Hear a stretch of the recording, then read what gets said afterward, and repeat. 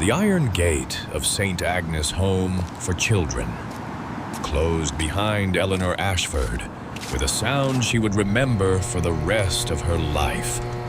Not a slam, not a bang, just a quiet iron click that echoed across the empty courtyard, like the final period at the end of a sentence someone else had written about her.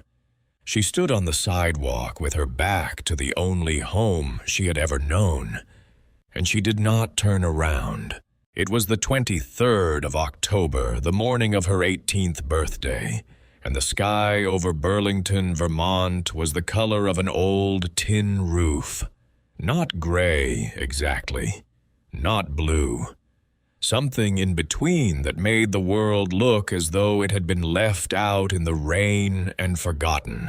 Nora, as everyone had called her since she was 6 years old, was a small young woman with pale brown hair, a plain wool coat 2 sizes too large, and eyes the color of river ice in early spring. She carried one blue canvas backpack that held everything she owned in the world: a change of clothes, a toothbrush, a notebook full of lists that helped her remember who she was on the days when she felt herself starting to disappear. And wrapped in a paper napkin at the very bottom, a peanut butter sandwich that Miss Deborah had pressed into her hands with trembling fingers just before the gate closed. "You call me if you need anything, sweetheart," Miss Deborah had said, and her voice had cracked on the last word.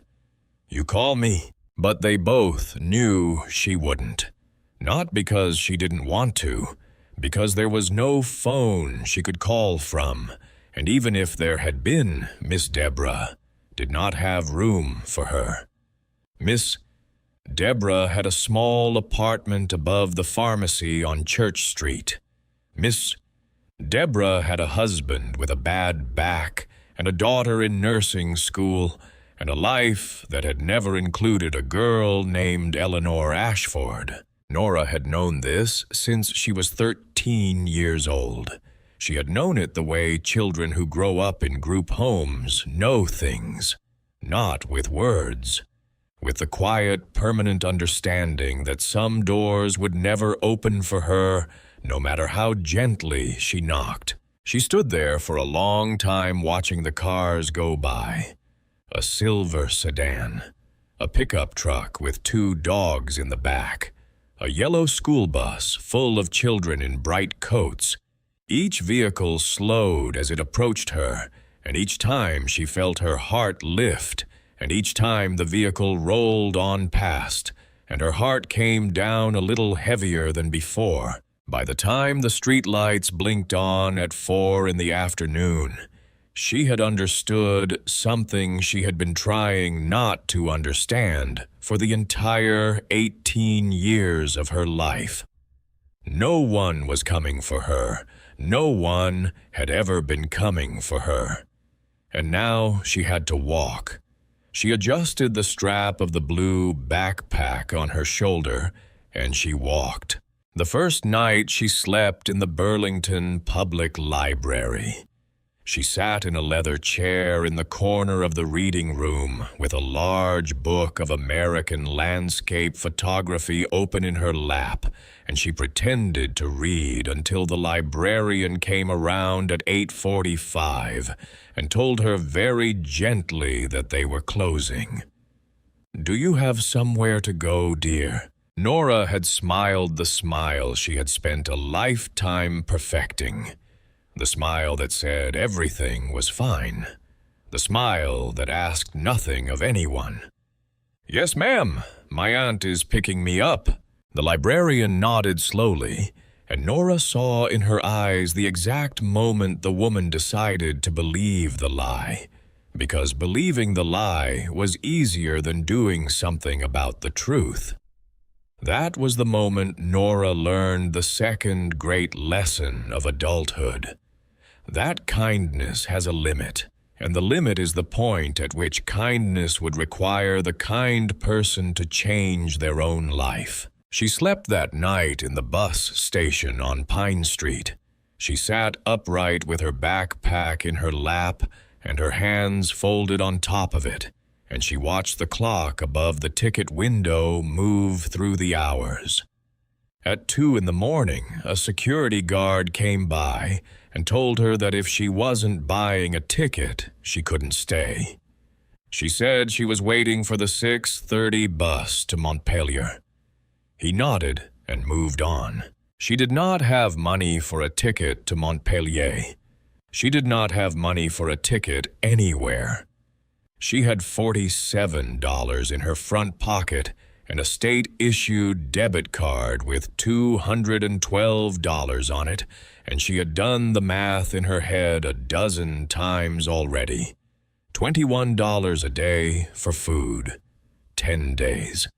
Maybe 12 if she was careful. She was going to have to find a job before those 12 days ran out. The second week was worse than the first.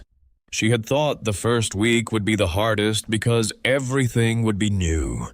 But she learned quickly that the hard part was not the first anything. The hard part was the 1,000th thing. The 1,000th time she washed her face in a gas station bathroom before a job interview. The 1,000th time she folded her sweater into a pillow on a library bench. The 1,000th time she said, "I'm just visiting from out of town," when someone asked where she was staying. She applied at the diner on Bank Street. The manager was a heavy-set man with kind eyes and a wedding ring worn down to a thin gold thread. He looked at her application and looked at her and asked, "Where are you living, sweetheart?" "With my aunt," she said, "on Maple Street." "What's the address for the paperwork?" She had made up an address on the walk over. She recited it now. 427 Maple Street, apartment 2B. The manager wrote it down and he looked at her again and he said, "You'll hear from us by Friday." She never heard from them. She applied at the coffee shop near the university. She applied at the grocery store on Riverside Avenue. She applied at the dry cleaner and the hardware store and the little bookshop on College Street, where the owner had once let her sit for 3 hours, reading a book about lighthouses without buying it. Every interview ended the same way. A polite smile, a promise to call, and then the silence that followed her out of every door. By the end of the second week, she had learned the geography of loneliness. She knew which benches in the downtown park were dry after a rain. She knew which restaurants threw out untouched bread after closing at 9. She knew which laundromats stayed warm all night if you sat near the dryers and pretended to be waiting for a load. She knew the exact rhythm of the city's mercy, and she knew that mercy has a schedule, and the schedule does not always include you. The third week came with the first hard frost of the season. Winter had come early to Vermont that year. The wind that blew down off the Green Mountains on the evening of November 14th carried the smell of wood smoke and something sharper underneath it. The smell of ice. The smell of a season that was not going to forgive anyone who had not prepared for it. Nora had not prepared for it. She had a wool coat, a scarf, one pair of gloves with a hole in the right thumb, and a body that had been running on cold coffee and gas station pastries for 21 days. That evening she sat on the concrete steps of the Burlington Public Library after it had closed for the night. The library was dark. The streets were empty. Across the way, families hurried past with grocery bags. A father lifted a small girl in a red coat into the front seat of a green minivan, and the girl was laughing about something. Nora could not hear what she was laughing about. She could only see the girl's mouth open and her small teeth showing, and the father's hand cupped gently around the back of her head. Nora looked away. It was not the minivan she envied. It was not the warm house they were driving home to. It was the hand. The hand at the back of the head. The small, unconscious gesture of someone who has spent her entire small life certain that she is loved. She had never known that gesture. Not once in 18 years. The wind rose. The snow began. Not much at first. Just a few flakes falling slantwise past the street lamp on the corner. She pulled her coat tighter and blew into her cupped hands, and she thought very quietly in the exact center of her chest, I don't know how to keep doing this. She had never allowed herself to think that thought before. She had thought 100 variations of it. She had thought, I'll figure something out. She had thought tomorrow will be different. She had thought I just need to make it to next week. But she had never allowed the actual sentence, the true sentence, to form itself in the center of her chest. I don't know how to keep doing this. And now that the sentence had formed, she could not unform it. It sat there behind her ribs like a small, cold stone. That was when the old man appeared. He came from her left. She did not see him at first. She only heard the soft, uneven crunch of a footstep on the salt-scattered sidewalk, and then he was standing about 6 feet away from her, hands in the pockets of an old canvas coat, watching her the way a man watches a bird he has come across in the woods. Not to catch it, not to scare it, just to see it, and to be certain it was real. He was tall and lean, with a lined face, and a full head of white hair that stood up in tufts under a battered wool cap. He was perhaps 75 years old. His eyes were the color of a slate roof after rain, and they were resting on her with an expression she could not immediately name. It was not pity. Pity she had seen. She had learned to recognize pity from across a room the way a dog recognizes the sound of a can opener. This was not that.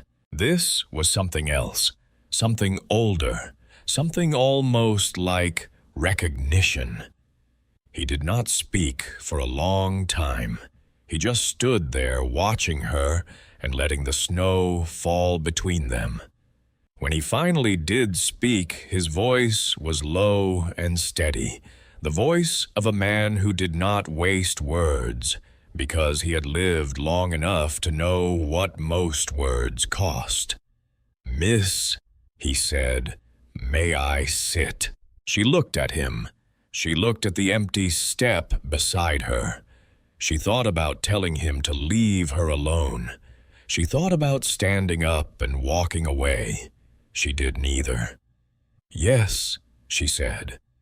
He climbed the steps slowly, one hand on the iron railing.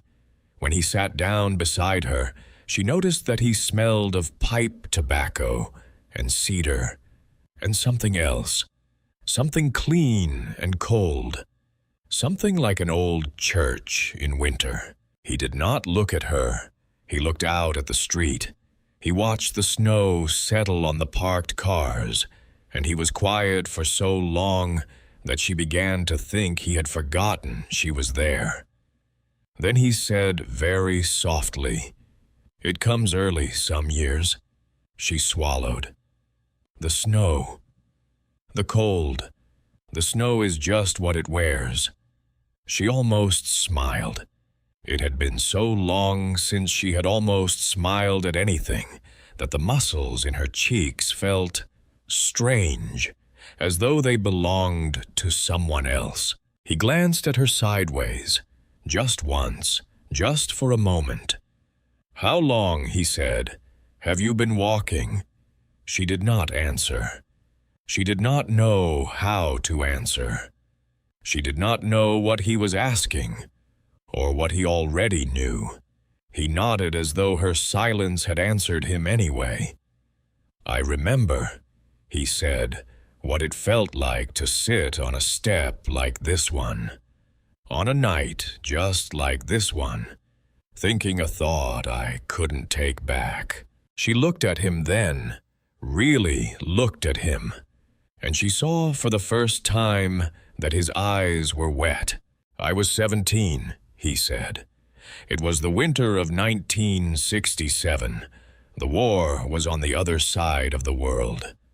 But I had my own war right here. My mother had died the year before. My father had died before I was born. The house I had grown up in belonged to a man who had never wanted me in the first place. And on that night, I sat on a step like this one, in a town 300 miles from here, and I thought to myself very quietly, I don't know how to keep doing this. Something in her chest cracked open. She did not know what to do with it. She turned her face away from him and looked at the snow, and she willed her eyes not to fill. He did not push. He did not touch her. He just sat there beside her in the cold, and he waited. After a long time, he reached into the inside pocket of his coat. He took out a small, dark object. She did not see clearly what it was at first.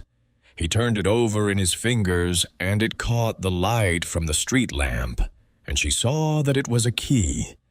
An old brass key, about 3 inches long, with an intricate scrollwork bow, and 3 tiny teeth cut into the shaft. It looked, she thought, like a key from a fairy tale. It looked like a key that had been carried in someone's pocket for a very long time. He did not offer it to her right away. He held it in his palm, and he looked at it, and he seemed to be having a conversation with it that only the two of them could hear. Then he reached over, and he took her hand very gently, and he opened her fingers, and he placed the key inside them. The brass was warm from his pocket. "Miss," he said, "I have carried that key for a very long time, longer than I should have, and I have been looking for many years for the person I was meant to give it to. I did not know who she would be. I only knew that I would recognize her when I saw her, and I recognized her tonight on this step in this snow." She stared at the key in her palm. She did not know what to say. She did not know what any of it meant. "I don't understand," she whispered. He nodded slowly. "I know, and I cannot explain it to you here. Explaining it here would spoil the whole shape of the thing. But I can tell you this. There is a place in the mountains north of here. A place that has been waiting in one form or another for almost 200 years. It does not belong to me. It does not belong to anyone in the way that houses usually belong to people, but it opens sometimes for those who have run out of other doors. And when it opens, it holds them, and it heals them, and it teaches them in time to open it for the next one." Her throat tightened. "How would I find it?"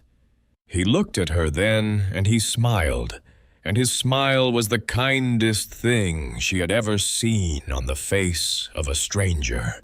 "You take the number 7 bus to the end of the line.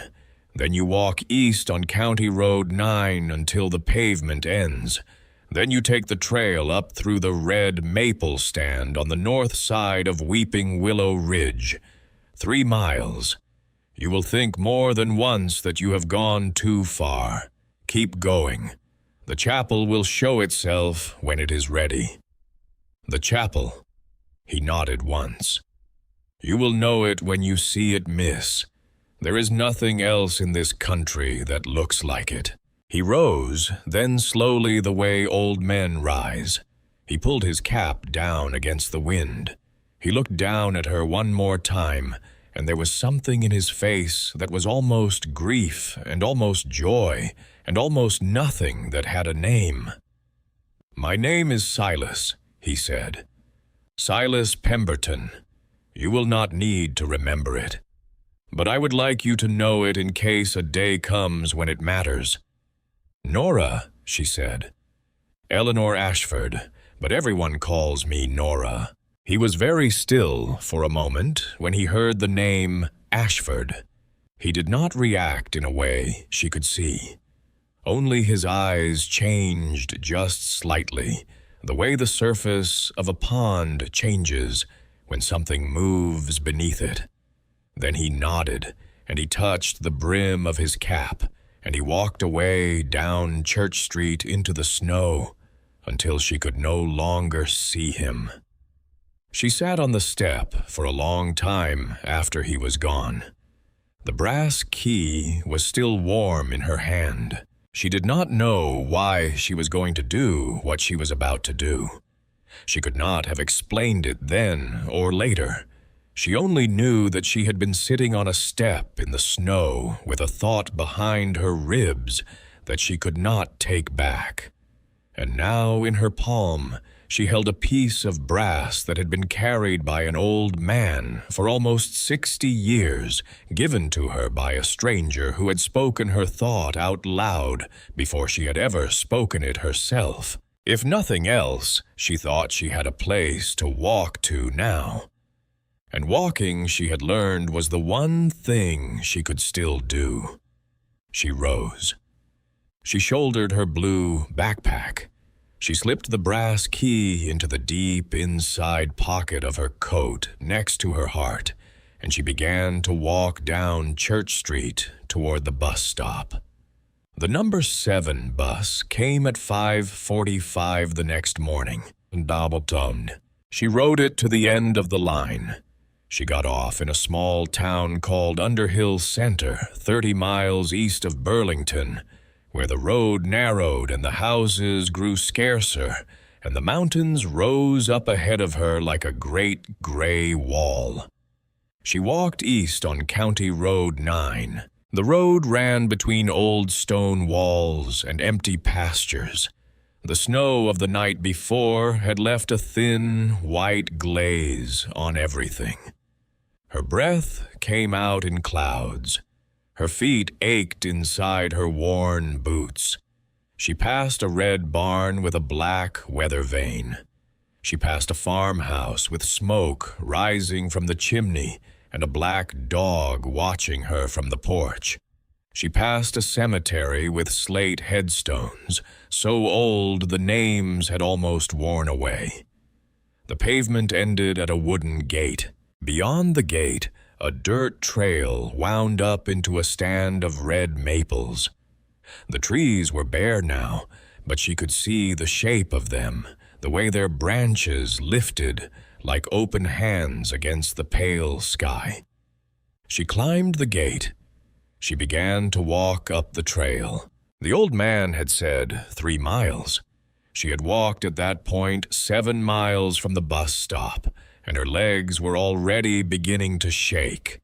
But she kept walking, because there was nothing to do but keep walking.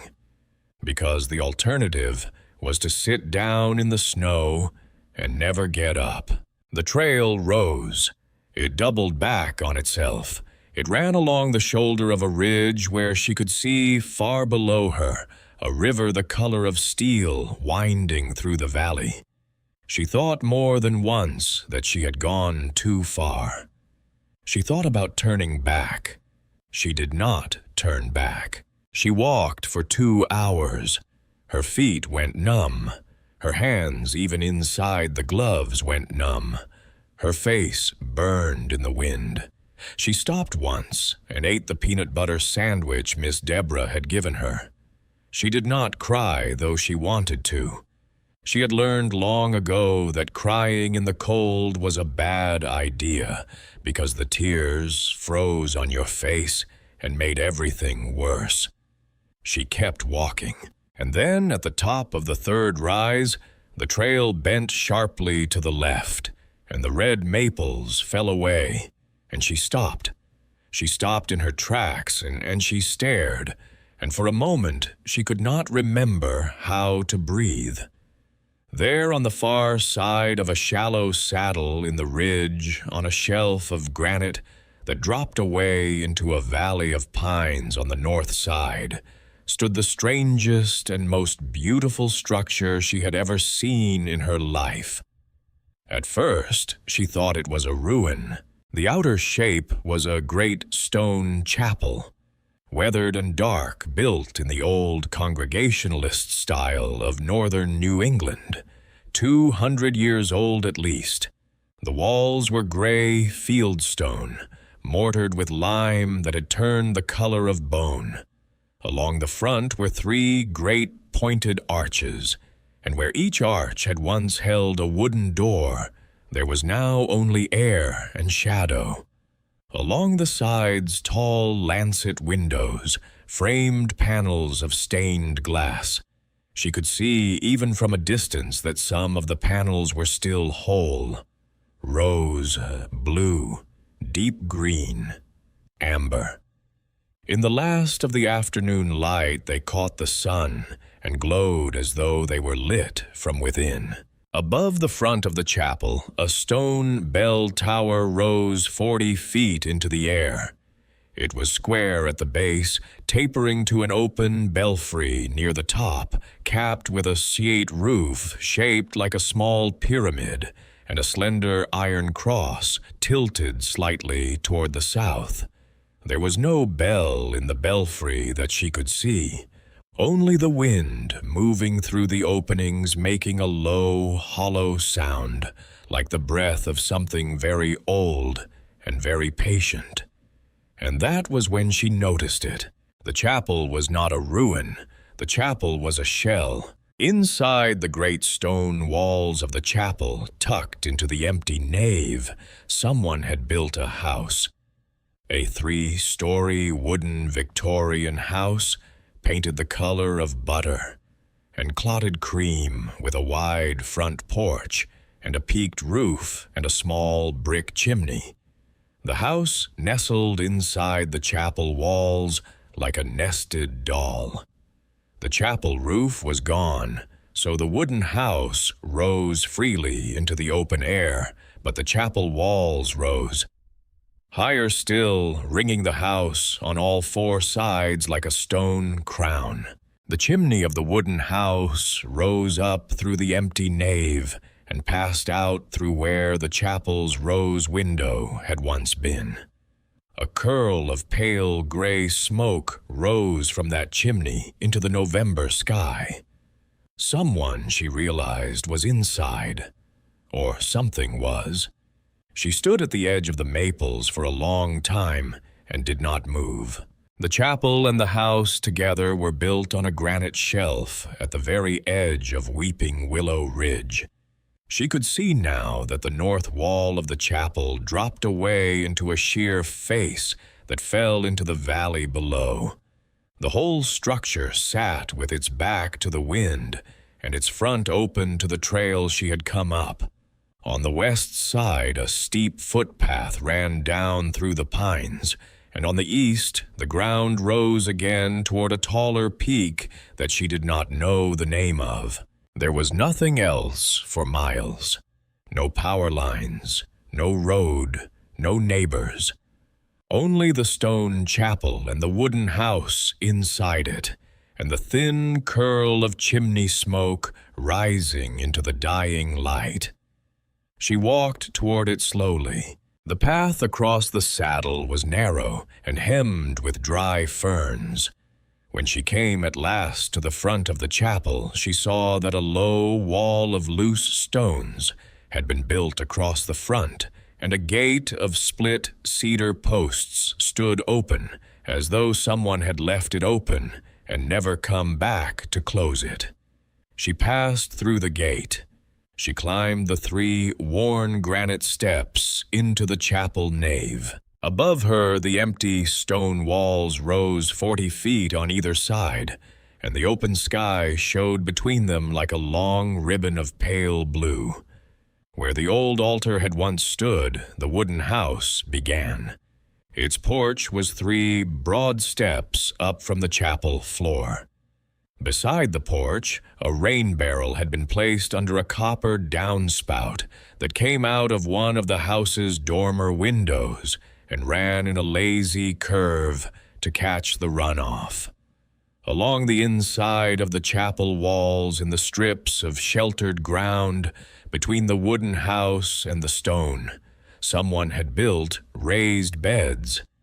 She could see even in November the frost-blackened stalks of tomato plants and the dry canes of what looked like raspberry. Someone had lived here.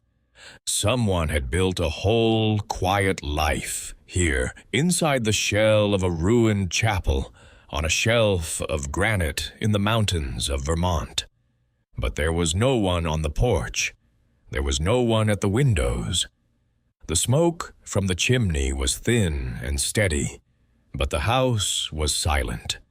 She climbed the porch steps.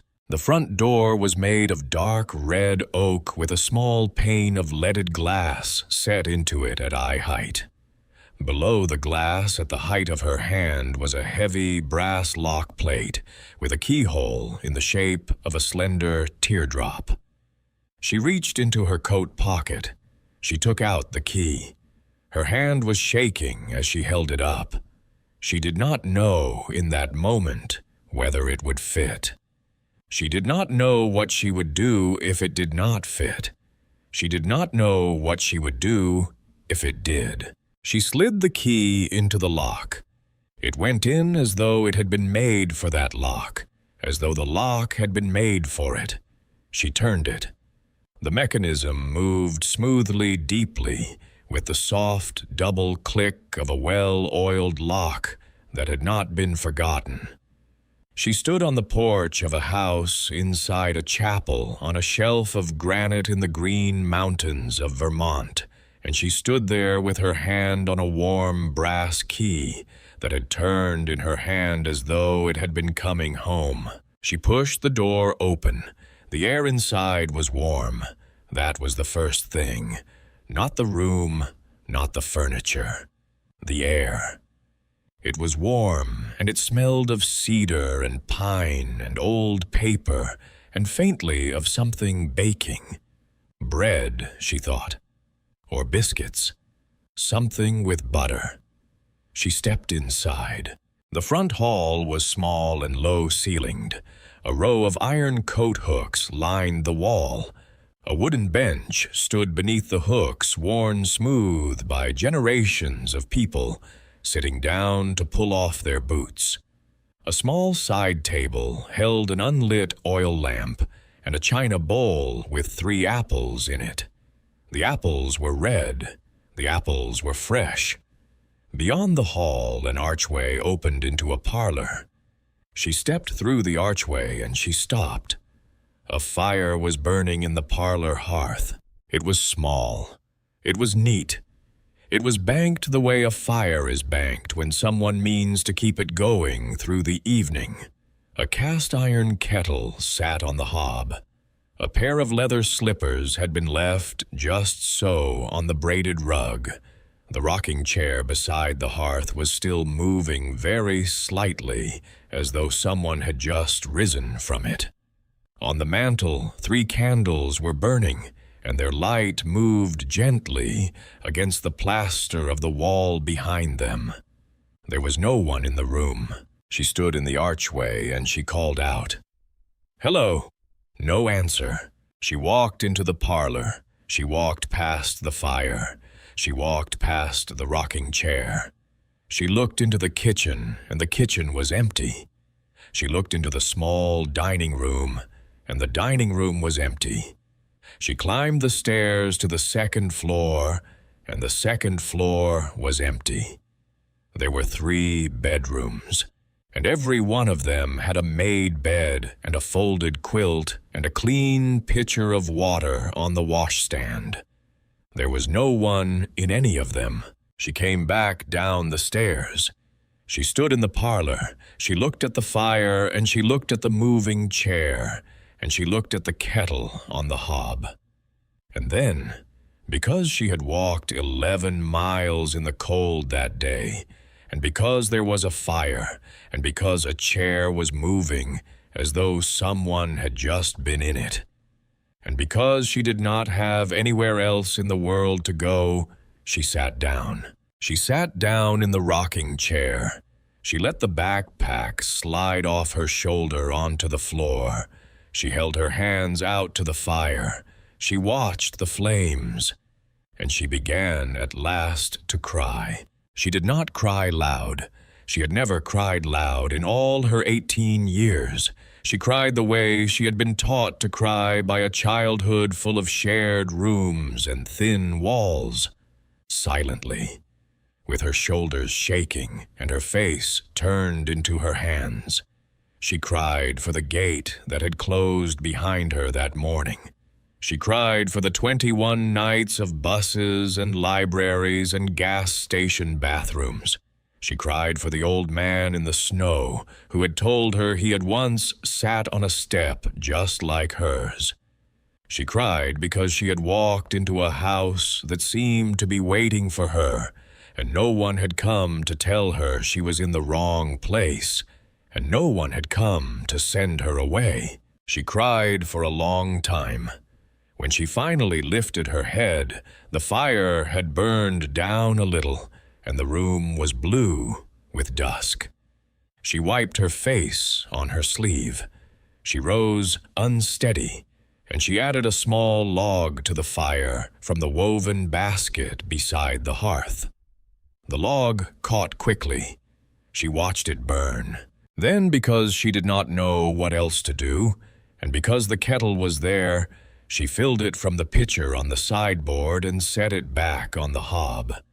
She found in the small cupboard in the kitchen a tin of chamomile tea and a china cup with blue flowers painted around the rim. She brewed the tea. She carried it back to the parlor. She sat down in the rocking chair. She drank the tea slowly. She fell asleep in the chair with the cup still warm in her hands. She woke in the dark. The fire had burned down to embers. The candles on the mantel had gone out. The house was still. Outside, through the small parlor window, she could see the shape of the stone chapel wall against the stars, and she could hear very faintly the sound of the wind moving through the empty belfry above her. She sat there for a moment, trying to remember where she was.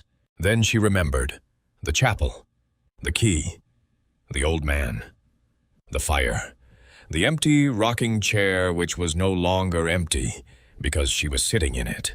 She rose. She banked the coals the way she had watched Miss Deborah bank the coals in the fireplace at St. Agnes on the coldest winter nights. She climbed the stairs to the second floor.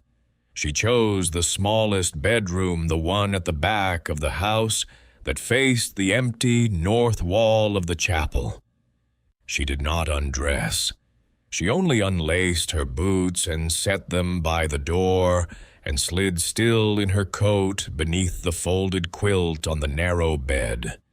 The quilt smelled of lavender. She had never slept under a quilt that smelled of lavender. She thought as she closed her eyes that she should be afraid. She had walked into a stranger's house. She had eaten a stranger's tea and burned a stranger's wood. In the morning, someone might come, and they might not be kind, and she would have to explain herself, and she did not know how she would explain herself. But she was too tired to be afraid. She slept. She woke to the smell of coffee. For a moment in the gray light of morning, she did not know what the smell was. She had smelled coffee before, of course. St. Agnes had served coffee to the staff, and Nora had drunk gas station coffee for 21 days on the road. But this was different. This was the smell of coffee, freshly ground. This was the smell of coffee brewing on a stove, in a pot, in a house where someone had made it because they wanted it. She sat up. She listened. The house was silent. She swung her legs out of the bed. She pulled on her boots. She went to the top of the stairs and she called down. "Hello." Her voice sounded very small in the wooden house. There was no answer. She went down the stairs slowly. Every stair creaked. She had noticed the night before that they creaked, and she noticed it again now in the same order. 3rd stair, 7th stair, 9th stair, 12th. As though the house was calling out her steps to someone she could not see. The parlor was empty. The fire had burned down to a thin, gray bed of ash, but it was still warm. She could feel the heat as she passed. The kitchen was empty, but on the kitchen table, where nothing had been the night before, there sat a small tin can with a hinged lid. The tin was old. The paint on the outside was worn nearly away, but she could still read the letters that had been printed on it in a curved gold script. Coffee. Beside the tin sat a red enamel pot. Inside the red enamel pot, fresh coffee was brewing. She stood in the kitchen for a very long time and stared at the pot. She had not put the tin on the table. She had not put the pot on the stove. She had not seen either of them the night before, and even if she had somehow missed them in the dark, she had not brewed anything. She was not the sort of girl who sleepwalked. She was not the sort of girl who forgot what she had done. Someone else was in the house. That was the only explanation. She turned slowly. She looked at the doorway to the parlor. She looked at the doorway to the dining room. She listened for footsteps. She listened for breathing. She heard nothing but the faint tick of a mantel clock in the parlor and the soft pop of coffee grounds settling in the pot. She walked very quietly back through the parlor. She checked the front door. It was still bolted from the inside exactly the way she had left it. She checked the back door off the kitchen. It was bolted too. She checked the windows one by one, and every window was latched. No one had come in, but someone had made the coffee. She stood in the middle of the parlor, and she said out loud in a voice that was thinner than she meant it to be, "Who is here?" The house did not answer. She lifted her chin. She said it again. "Who is here?" Only silence. She did not know what to do. She thought for one wild moment of putting on her coat and taking her backpack and walking out the door and down the trail and away from this place. And then she thought about the mountain and the snow and the 11 miles and the fact that she had nowhere else in the world to go, and the thought fell away. She went back into the kitchen. She poured a cup of coffee. She drank it. It was the best coffee she had ever tasted in her life. She sat down at the kitchen table with the cup in her hands, and she looked at the tin, and after a while she opened the lid of the tin. Inside were fresh ground coffee beans and a small folded piece of paper. She unfolded it. The paper was brittle. The ink was faded. In a firm, careful hand, someone had written, "Decades ago, grind 3 spoonfuls for a strong pot. Add 1 pinch of salt. Set on the stove until it just begins to sing. She stared at the note. Then she stared at the pot on the stove, which was in fact singing very softly. She began, in spite of herself, to laugh. She laughed the way people laugh when they have not laughed in a long time. She laughed until she cried a little. She laughed until the coffee got cold in the cup. And when she was done laughing, she felt for the first time since the gate of St. Agnes had closed behind her, something almost like the shape of a person she used to be. She spent the rest of that first day walking through the house room by room. She found the pantry, and it was stocked, not lavishly, not the way rich people stock a pantry, but sensibly. A bin of flour, a crock of oats, a jar of honey, salt, dried beans, a round of hard yellow cheese wrapped in wax cloth, a basket of onions and potatoes in the coolest corner. Enough, she thought, for one person for a long time. Enough for two people for a shorter time. Someone had planned for her or for someone like her to arrive. She found the woodshed built low against the outside of the chapel's north wall, and it was full of split maple and pine, stacked neatly with the bark side up. She found the well capped and pumped by hand from a small iron pump on the back porch. The water came up cold and clear and tasted of stone. She found in a linen closet on the second floor a stack of clean towels and 3 folded nightgowns of soft flannel, all in different sizes. One of the nightgowns, she noticed with a start, looked as though it would fit her exactly. She did not try to explain any of it. She had spent 18 years in a place where nothing was ever explained, and she had learned that some things you accept because refusing to accept them will only wear you out. She accepted the coffee. She accepted the pantry. She accepted the nightgown that fit her exactly. That evening she built up the parlor fire again, and she made a small supper of oats and honey, and she sat in the rocking chair with her feet toward the flames, and she thought for the first time in 18 years that she might not die tonight. It was a small thought. It was not the same as hope. Hope, she had learned, was a dangerous thing, but it was something. She stayed in the house for 3 days before she found the letter. She had begun by then to move through the rooms as though she belonged to them. Not because she believed she belonged, only because moving through them as though she did was easier than moving through them as though she did not. She swept the floors. She washed the coffee cup after every use. She made her bed in the small back room every morning. She did not touch the other bedrooms.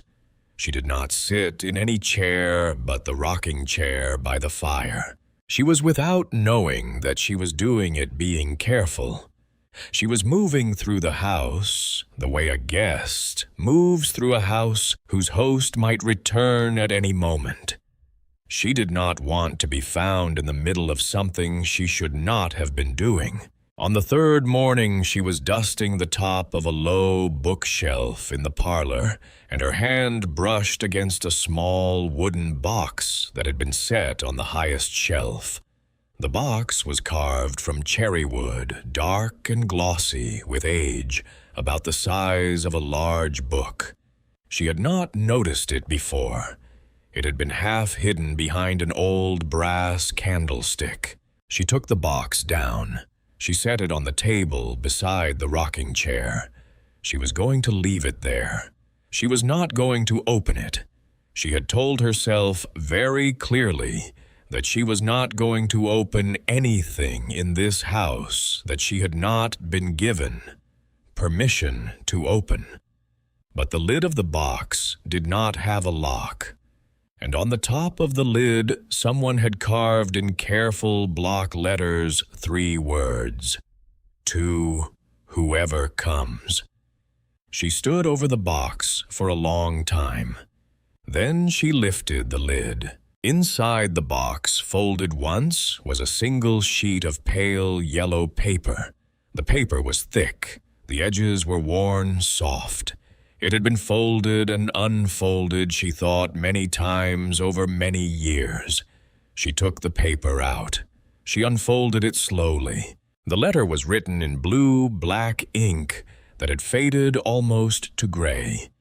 The handwriting was small and neat and slanted slightly to the right, the handwriting of someone who had been taught to write at a school where handwriting mattered. In the top right corner, someone had written a date: October the 9th, 1968. Nora's breath caught. She sat down in the rocking chair with the letter in her hands, and she read, "To whoever comes. If you are reading this, then life has asked more of you than it should have. I do not know your name. I do not know your face. I do not know what has been taken from you, or how long you have been walking, or whose door closed behind you before you found this one. I only know that you are here, and that you are reading these words, and that means you are still trying. Please listen to me carefully. You are safe here. I will say it again because I did not believe it the first time I heard it, and I want to give you the chance to hear it twice. You are safe here. This house was built inside a chapel that no longer holds services. The chapel was raised on this ridge more than 100 years ago by a woman who had lost more than any one person should have to lose. She built the walls with her own hands, and when she was finished, she said to the empty air, "God has forgotten this hill, but I have not." And she opened the doors. The doors have stayed open in one form or another ever since. I am one of the people who came through those doors. I came in the winter of 1967. I was 17 years old. I had nothing. I had no one. I sat down in this parlor in front of this fire, and I did not know how to keep doing what I had been doing. The house did not save me. Please understand this, because it is important. The house did not save me. The house only gave me somewhere to sit down. What saved me was the discovery over many months that other people had sat in this chair before me and had gone on to live and had left as they went. Small kindnesses for the next one who might come. I am leaving this letter for the next one. I do not know when you will find it. It may be next winter. It may be 50 years from now. Time moves strangely on this ridge, and I have come to trust that the house knows what it is doing. Here is what I want you to know. You do not have to earn your place at this table. You do not have to prove your suffering. You do not have to explain yourself to anyone, least of all to me, and I am already gone. Sit down, warm your hands, sleep in the small back bedroom. It is the warmest one. Drink the coffee in the morning. It will be there. I do not entirely understand how, and I have stopped trying to, but it will be there.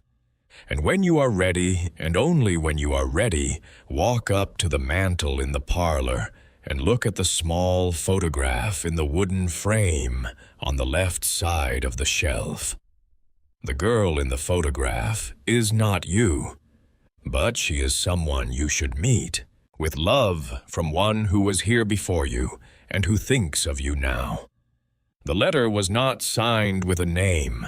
It was signed only with two initials written very small at the bottom right. S.P. Nora sat in the rocking chair with the letter in her lap. She did not move. She did not breathe for a long moment. S.P. She thought of an old man on a step in the snow.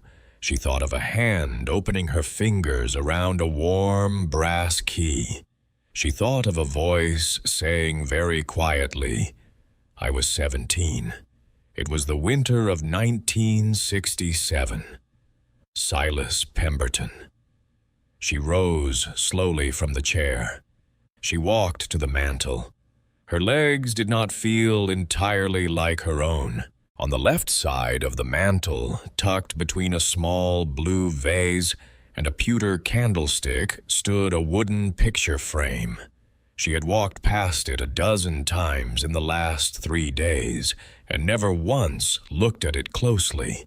It was small. The wood was plain. The photograph inside was black and white and slightly yellowed with age. She took the frame in both hands. She turned it toward the window. The photograph showed a young woman standing on the porch of this house. She wore a simple gray coat and a pale scarf. Her hair was pulled back. Her face was tilted slightly toward the camera, and she was almost, but not quite, smiling. Nora's breath went out of her. The girl in the photograph had her face. Not similar, not close. The same shape of jaw, the same faint arch of the brows, the same set of the eyes, the same small, uncertain half-smile that Nora had spent 18 years practicing in the mirrors of borrowed rooms. She turned the frame over in her hands. On the back, in a hand she did not know someone had written in pencil that had almost worn away Weeping Willow Ridge. Spring 1953. Nora Ashford stood in the parlor of a house that had been waiting for her on a granite shelf in the Green Mountains of Vermont, holding a photograph of a girl who had her exact face taken 72 years before she was born. Somewhere deep in the house, a floorboard creaked. She did not turn around. She was not sure yet whether she wanted to see what was standing behind her. She did not turn around, not right away. She stood at the mantel of the parlor with the photograph frame in her hands, and she listened. Her heart was making a sound in her ears, like the slow ticking of a large clock. The floorboard did not creak again.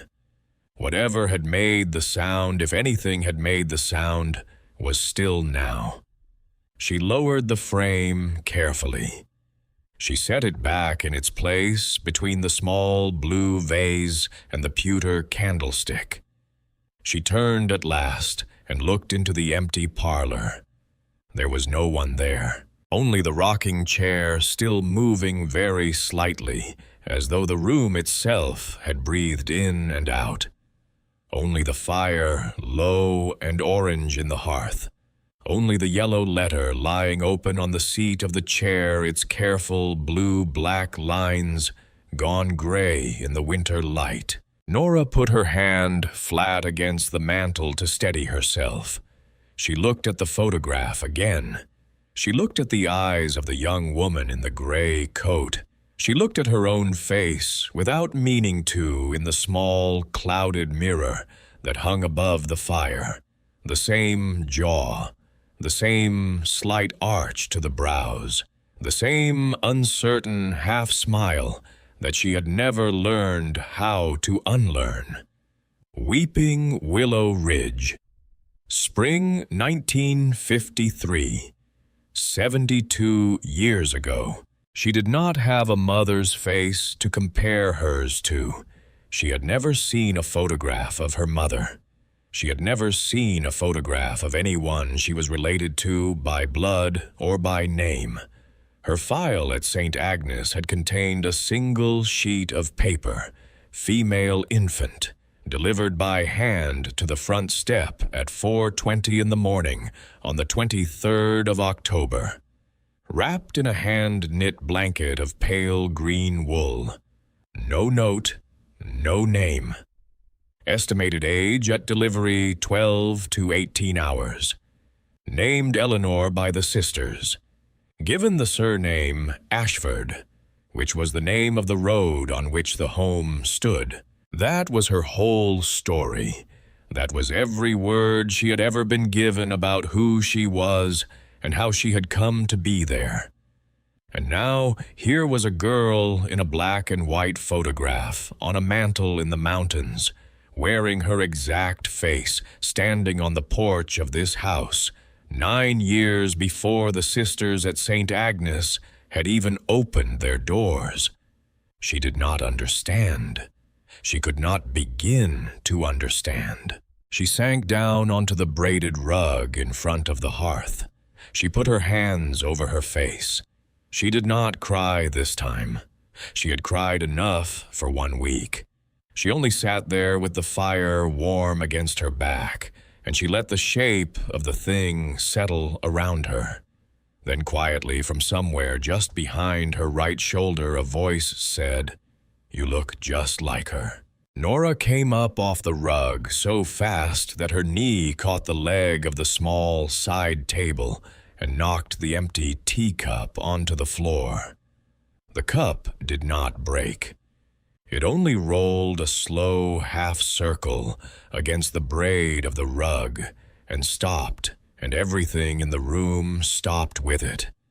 An old woman was standing in the archway between the parlor and the front hall. She was not tall. She was not short. She was the kind of woman who seemed to occupy exactly as much space as she meant to, no more and no less. She was wearing a heavy wool coat the color of dried moss, a knitted cap pulled low over silver hair, and thick leather work gloves that she was in the process of pulling off one finger at a time. Her cheeks were red from the cold. Her eyes were pale blue and shrewd, and at that moment filled with the kind of tenderness that only very old people can afford to show, because they have lived long enough to know that tenderness costs them nothing. She held a basket in her left hand. A checkered cloth was tucked over the top of the basket. Under the cloth, Nora could see the shape of a loaf of bread. "I am sorry," the old woman said. "I did not mean to startle you. The front door was on the latch, not the bolt.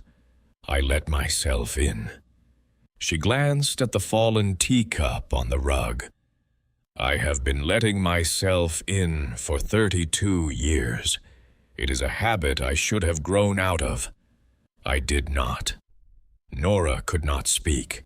The old woman set the basket down on the low table beside the door. She finished pulling off her gloves. She unwound a long red scarf from around her neck. She hung the scarf on one of the iron hooks in the hall. She did all of this without ever taking her eyes off Nora's face. "You are the new girl," she said. It was not a question. It was a statement spoken the way a doctor speaks a diagnosis that both parties have already known for a long time. Nora nodded because she did not know what else to do. "Yes, ma'am." "What is your name, child?" "Eleanor," Nora said. And then, because Eleanor felt too formal for the moment, and because she wanted in some small way to be a person and not a case, she added, "Nora. Most people call me Nora." The old woman was very still for a moment when she heard the name.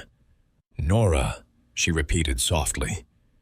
"That is a good name, a working name, a name that would fit a girl who has walked a long way." She unbuttoned her coat. She hung it beside the scarf. Underneath, she was wearing a plain gray sweater and a wool skirt that came almost to her boots. She looked at the fire. She looked at the photograph on the mantel. She looked back at Nora, and her eyes softened all the way through. "My name is Winifred Larkin," she said. "You may call me Winnie. Everyone does except the tax collector and the deacon, and I do not answer to either of them any more." She smiled, and Nora, without meaning to, almost smiled back. Winnie took a slow breath. She looked at the fallen teacup on the rug.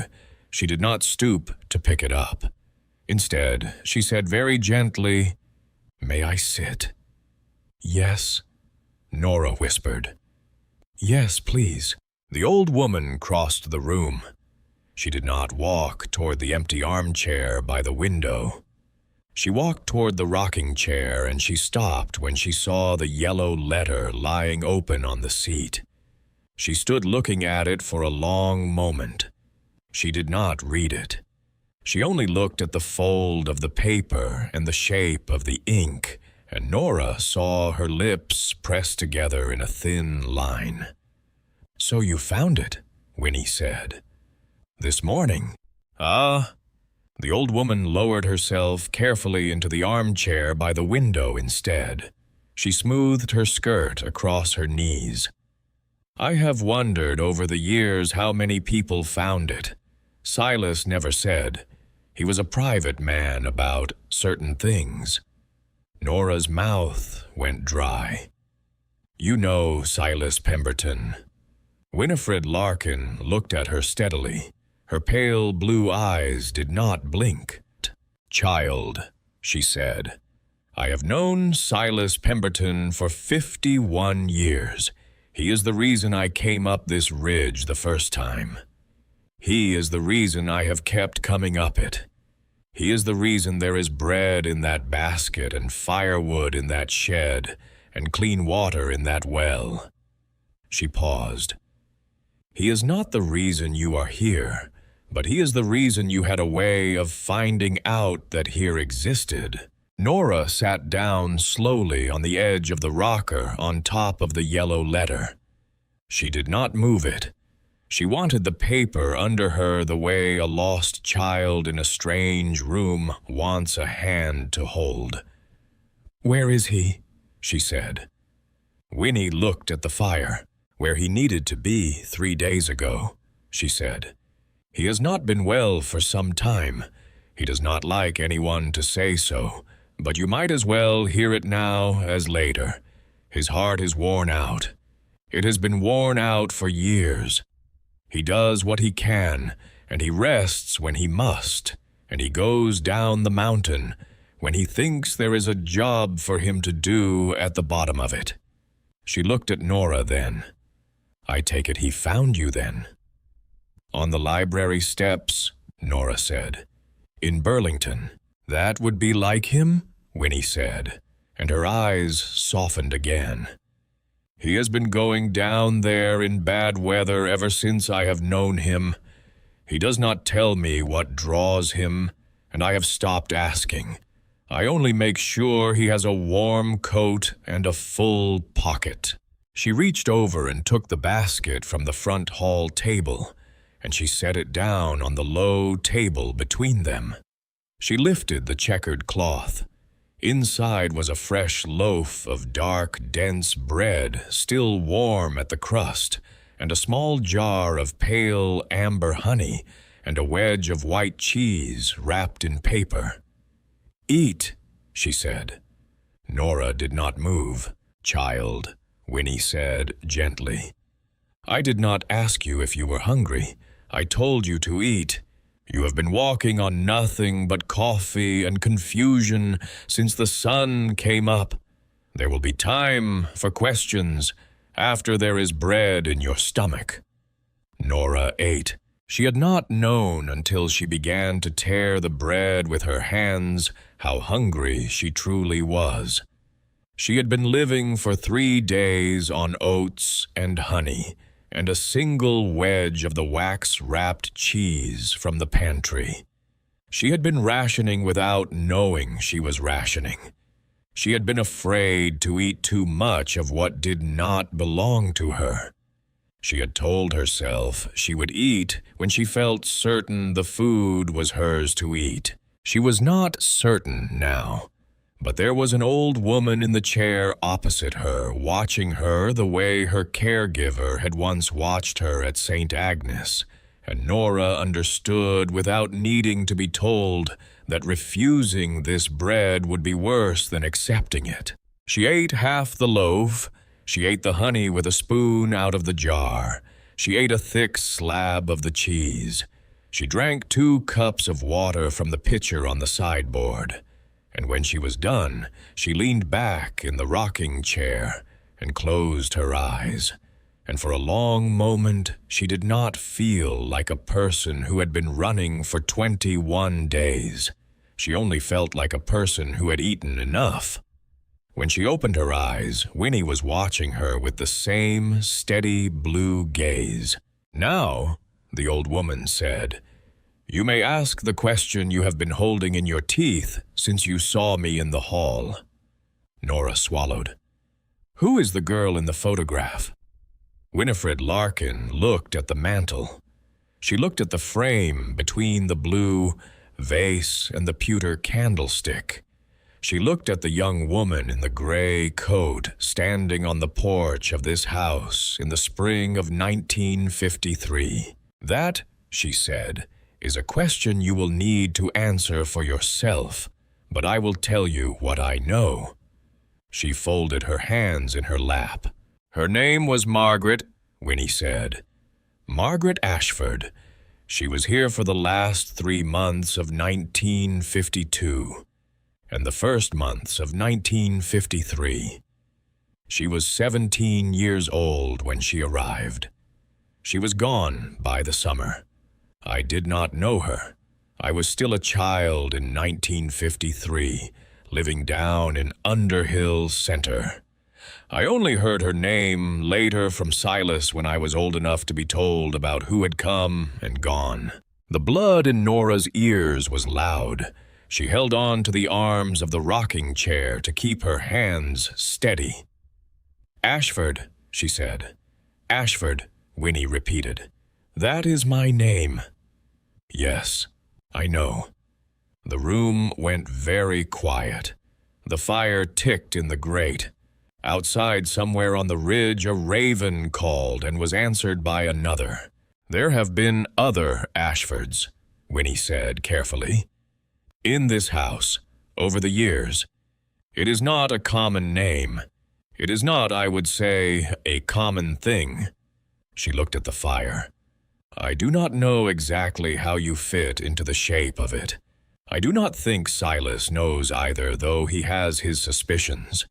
He has always had suspicions. He does not share them easily." Nora's voice, when it came, was very small. "I was left on the front step of St. Agnes Home for Children in Burlington in October of the year I was born. I was named Eleanor because they had to name me something. I was named Ashford because that was the name of the road. I have never known who my mother was. I have never known who my father was. I have never known anyone with my name. I have never known anyone who looked like me." She stopped. She looked up at the mantel. She could not make her eyes go anywhere else. "Until this morning," she said. Winifred Larkin did not answer right away. She sat very still with her folded hands in her lap and her pale blue eyes on the fire, and she seemed for a moment to be somewhere else altogether. Finally, she said, "There is a room in this house that you have not yet found." Nora's head came up. "I have been in every room," she said. "I have been up every stair. I have looked in every closet. There is nothing I have not opened." Winnie shook her head slowly. "There is a door," she said, "that does not look like a door. It is behind the tall bookshelf in the study on the north side of the parlor. The shelf slides. You would not know to slide it unless someone told you to." She paused. I am telling you now because you have earned the telling, but I will not be the one to take you down. That is not my place. Silas would say it is yours to find on your own." She rose then slowly, and she picked up her gloves from the back of the chair. "You will find it when you are ready," she said. "You may be ready sooner than you think, or later. Neither is wrong." Nora stood too. She did not want the old woman to leave. She did not want to be alone in the parlor again with the photograph and the letter and the empty rocking chair. "Please," she said, "please don't go yet." Winnie stopped. She looked at her. "Child," she said, "I have to walk down before dark, and dark comes early on the north side of the ridge. I will come back on Sunday the way I have come back on Sunday for 32 years. I will bring more bread. I will bring news of Silas if there is any. I will sit with you as long as you want me to sit." She stepped close to Nora then. She reached up.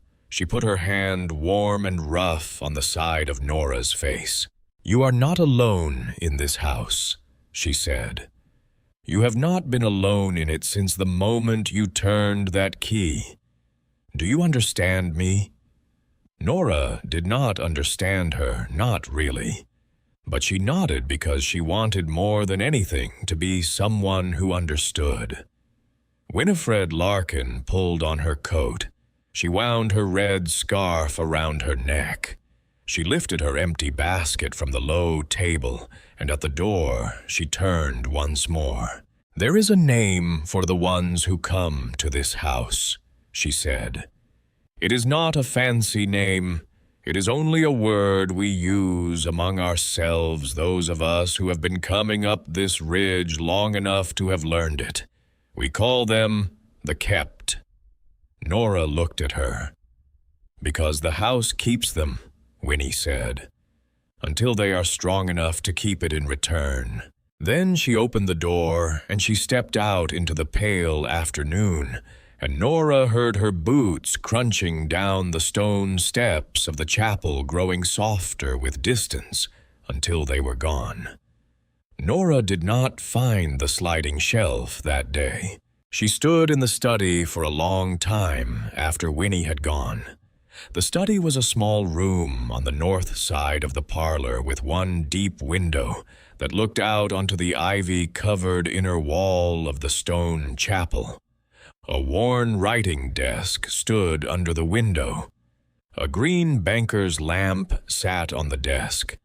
Along the far wall stood the tall bookshelf that Winnie had spoken of, a piece of dark walnut, about 7 feet high and 8 feet wide, its 5 shelves packed tight with old books. Nora ran her hands along the frame of the shelf. She looked for a lever. She looked for a latch. She looked for a knot in the wood that was not really a knot. She found nothing. Perhaps she thought she was not ready yet. She left the study. She banked the fire. She climbed the stairs. She lay down on top of the quilt in the small back bedroom, and she watched the light change outside the window as the sun moved behind the shoulder of the mountain, and she thought about a girl named Margaret Ashford, who had stood on this porch in the spring of 1953. She fell asleep with her boots still on.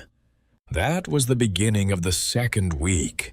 The days at the chapel house began to take a shape of their own.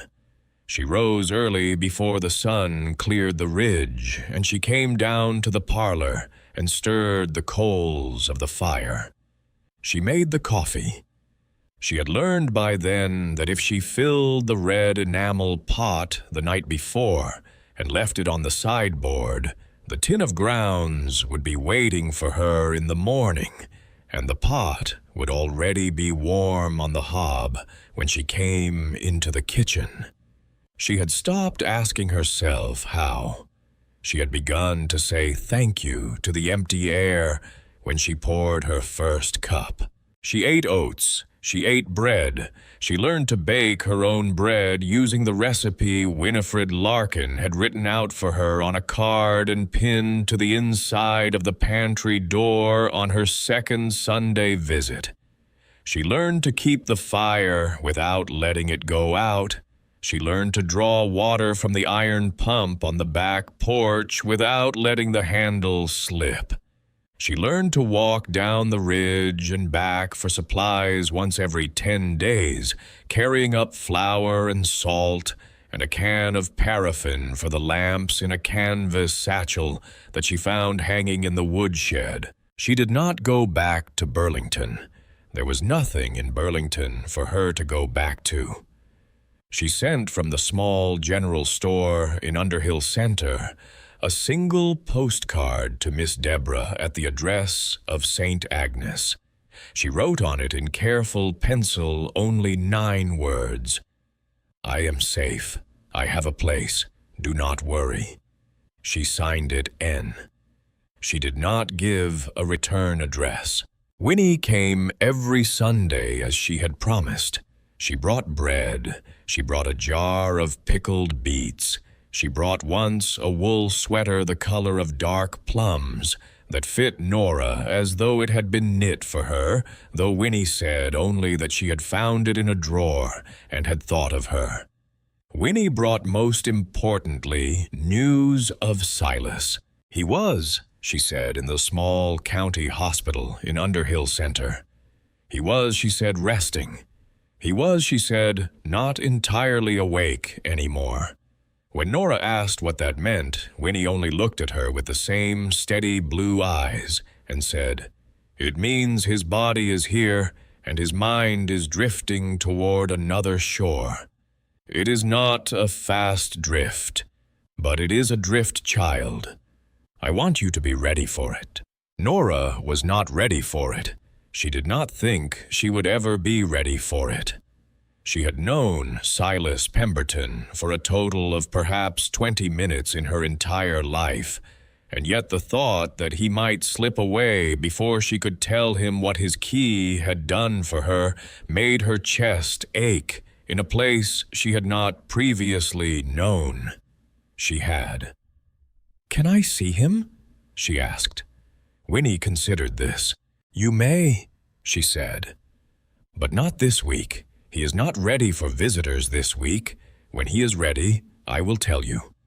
Nora nodded. She did not push. That night she wrote her first entry in a small blue notebook she had bought at the general store. She wrote at the top of the first page, "Things I have learned." And beneath it on the first line she wrote, "Some doors close and some doors open, and you never get to choose which is which." She spent the second and third weeks doing the small, ordinary work that Winnie had begun to teach her, without ever quite calling it teaching. She dragged the worn, braided rugs out onto the porch and beat the winter dust out of them with a wooden paddle. She washed the parlor windows with vinegar and old newspaper. She swept the chapel floor of pine needles and dry leaves. She patched with the help of a spool of copper wire she found in the woodshed, a small tear in the mesh of the screen door. The house, she noticed, responded to her. She did not have a better word for it than that. She only knew that when she scrubbed the kitchen floor on Tuesday, on Wednesday, there was a new bar of yellow soap on the shelf above the sink. She knew that when she mentioned aloud one evening to the empty parlor that she wished she had a sharper knife for the bread on Thursday morning, there was a small kitchen knife with a bone. Handle laid on the cutting board beside the bread box. She knew that the more she did for the house, the more the house did for her, and she had stopped trying to understand the arithmetic of it. She realized one afternoon, no longer afraid to be alone in it. That was in some ways the first true thing she had realized about herself since she left St. Agnes. Then, on a Thursday morning in the middle of the third week, she went into the study to dust the shelves, and her hand caught the edge of a large leather-bound volume on the third shelf from the top. The book, when she pulled it forward, did not come free. It moved a half-inch. Then it stopped. She frowned. She tugged again. The book still did not come. But something else did. The whole bookshelf, silent and smooth, as a well-oiled cabinet drawer slid 4 inches to the right. Nora stepped back so fast she almost fell. She stood in the middle of the study with her hand over her mouth. The bookshelf, still creeping to the right, kept moving until it had traveled about 3 feet. It stopped with a soft, deliberate click. Behind it, set into the plaster wall, was a small, dark door. The door was made of the same red oak as the front door of the house. It had no handle. It had no knob. It had only a simple keyhole in the shape of a slender teardrop, exactly the same shape as the keyhole in the front door. Nora reached very slowly into the pocket of her sweater. She took out the brass key. She had not put the key on the sideboard the way she put down most things in the house. She had kept it in her pocket all day, every day for 3 weeks. She had put it beneath her pillow at night. She did not know why she had never once considered leaving it somewhere else. She only knew now, standing in front of a door. She had not known existed that she had been carrying the key toward this door since the moment Silas Pemberton had put it in her hand. She slid the key into the lock. It turned. The dark door opened inward. On the other side of it, a narrow stone staircase descended into the dark. Nora went back to the parlor. She lit a small kerosene lantern from the fire. She wrapped her sweater more tightly around herself. She came back to the doorway. She lifted the lantern. She began 1 step at a time to go down. The stairs were carved out of the granite of the ridge itself. They were shallow and cool. The walls on either side were rough, gray stone. The air grew warmer, not colder, as she descended. That surprised her. She had expected damp. She had expected cold. She got instead the dry, cedar-scented warmth of a room that had been kept carefully sealed for a very long time. At the bottom of the stairs, the lantern light widened. She was standing in a low, wide room, about 20 feet long and 15 feet across. The ceiling was arched. The walls were lined from floor to ceiling with dark wooden shelves. On the shelves, in row after neat row, sat wooden boxes and metal tins and stacks of leather-bound ledgers. At the far end of the room, on a large oak table, lay a single object, a leather journal, thick, worn. Its cover creased with the marks of many hands. But it was not the journal that made Nora stop breathing. It was the wall. The long wall to her right was covered from the floor almost up to the arched ceiling with framed photographs. Hundreds of them. She lifted the lantern high. She stepped closer. The photographs were arranged in rows from left to right, oldest at the top, newest at the bottom. She saw a young man in a stiff wool suit standing on the porch of the house dated 1892. She saw a girl in a straw hat dated 1908. She saw a young soldier in a doughboy's uniform dated 1919.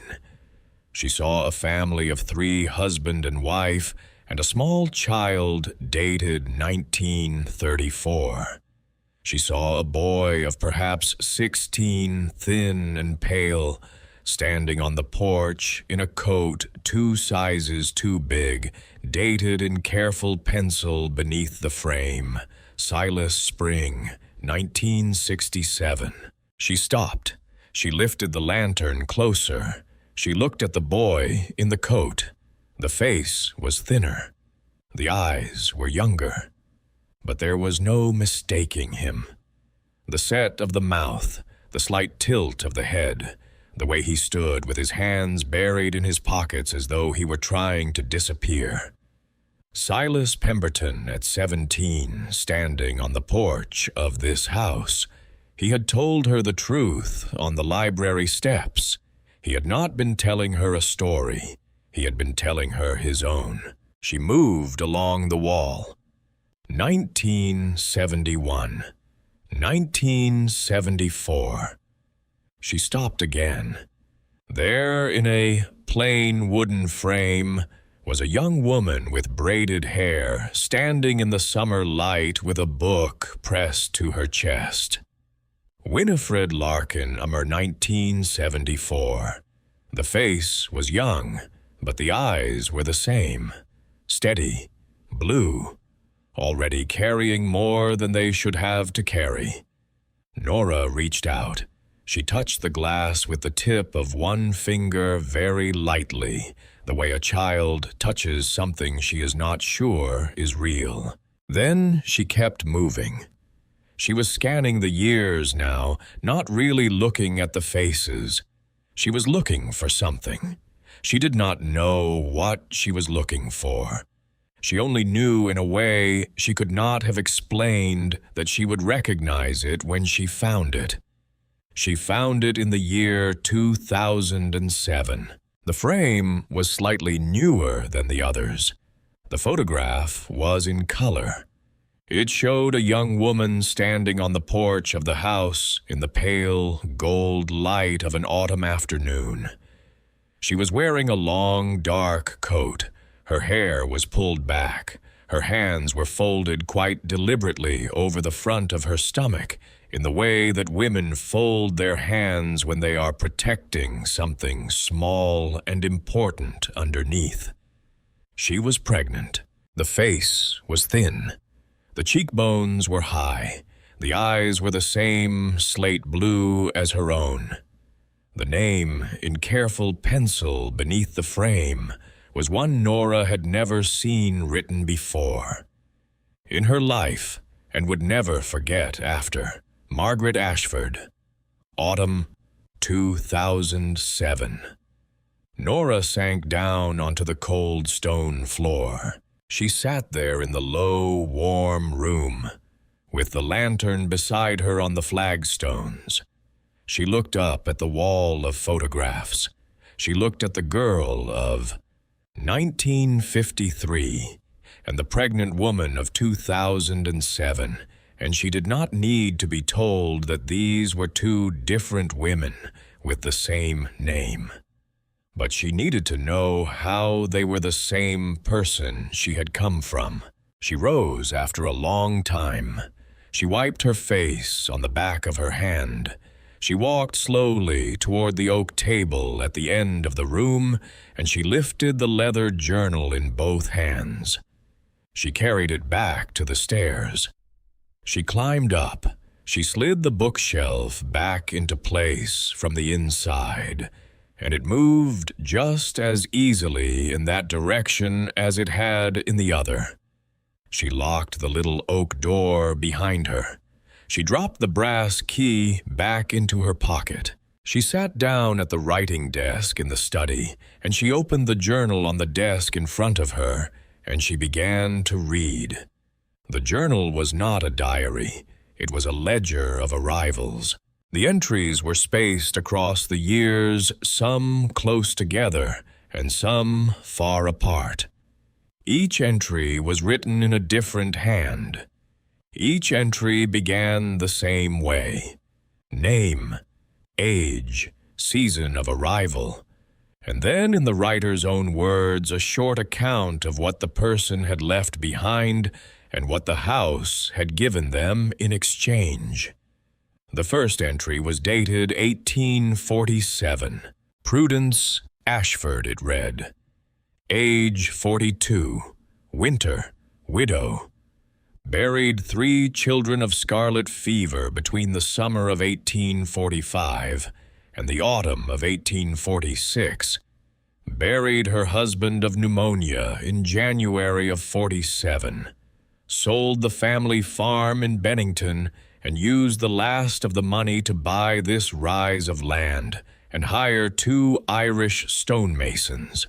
The stonemasons finished the outer walls of the chapel in October. The chapel held its first service on the day after Christmas. 12 orphans in attendance. Prudence Ashford preached the sermon herself. She said at the end of it that God had forgotten this hill, but she had not. She rang the bell in the tower until her hands bled. The bell fell out of the tower in 1891, and no one has replaced it. But the chapel is still open, and so is this hand. Nora set the journal down. She sat back in the writing chair. Prudence Ashford, 1847. The woman who had built the walls with her own hands, whose name had been carved into the letter Silas had left in the little cherrywood box. Her name was Ashford, not by coincidence, not by chance. She had been the first Ashford in the line of this house. Nora bent over the journal again. She began to turn the pages. She scanned the names. Thomas, 1861. Mary, 1872. James, 1889. Silas, 1967. Margaret, 1952. Winifred, 1974. Winifred. Nora stopped. She read the entry. Winifred Larkin, it said in a hand she did not recognize, though the writing was familiar in its precision. Age 18. Summer. Ran away from an abusive stepfather in Pulteney. Arrived on a Sunday morning in July after walking 3 days along the railroad tracks. Slept for 16 hours. Wept for 2 more. Ate a piece of bread and asked very quietly if she could stay. Was told, as they are all told, that she could stay for as long as she needed to. Stayed 9 months. Left in the spring of 75 to attend the teacher training program at Castleton. Never forgot the road up. Winifred Larkin. Winnie. Nora put her hand over her mouth. She had not understood until that moment what Winnie had meant when she said that she called the ones who came here the kept. She had thought it was a word for other people. She had not thought that Winnie herself was one of them. She turned the page. She turned another. She was reading now with her heart in her throat. She was looking for one name in particular. She was not sure she wanted to find it. She was more sure she needed to. She turned to the year 2007. There it was. Margaret Ashford. The entry began, age 22, autumn. Great-great-great-great-granddaughter of Prudence Ashford in the direct female line. Arrived on the last warm day of September with only a canvas bag and a diagnosis in her coat pocket. Stage 4 ovarian cancer. Given 6 months to a year. Refused chemotherapy in order to carry to term. 6 months pregnant at time of arrival. Nora could not read. Her eyes would not focus. She wiped them with the back of her hand. She forced them back to the page. Slept in the small back bedroom for the first 2 weeks. Ate slowly. Wept quietly. Sang to the child in her belly every evening in front of the fire. Left on the 22nd of October to deliver the child at St. Agnes Home for children in Burlington in accordance with a plan she had made in the summer, with Silas Pemberton acting as her witness, and as the child's godfather at the emergency baptism performed at 4 a.m. on the 23rd. Died 3 weeks later in the county hospice in Underhill Center. Was buried at her request on the ridge above the chapel beneath the largest of the maples. The child, an infant girl, was left on the front step of St. Agnes at 4:20 in the morning on the 23rd of October, wrapped in a hand-knit blanket of pale green wool. Named Eleanor by the sisters.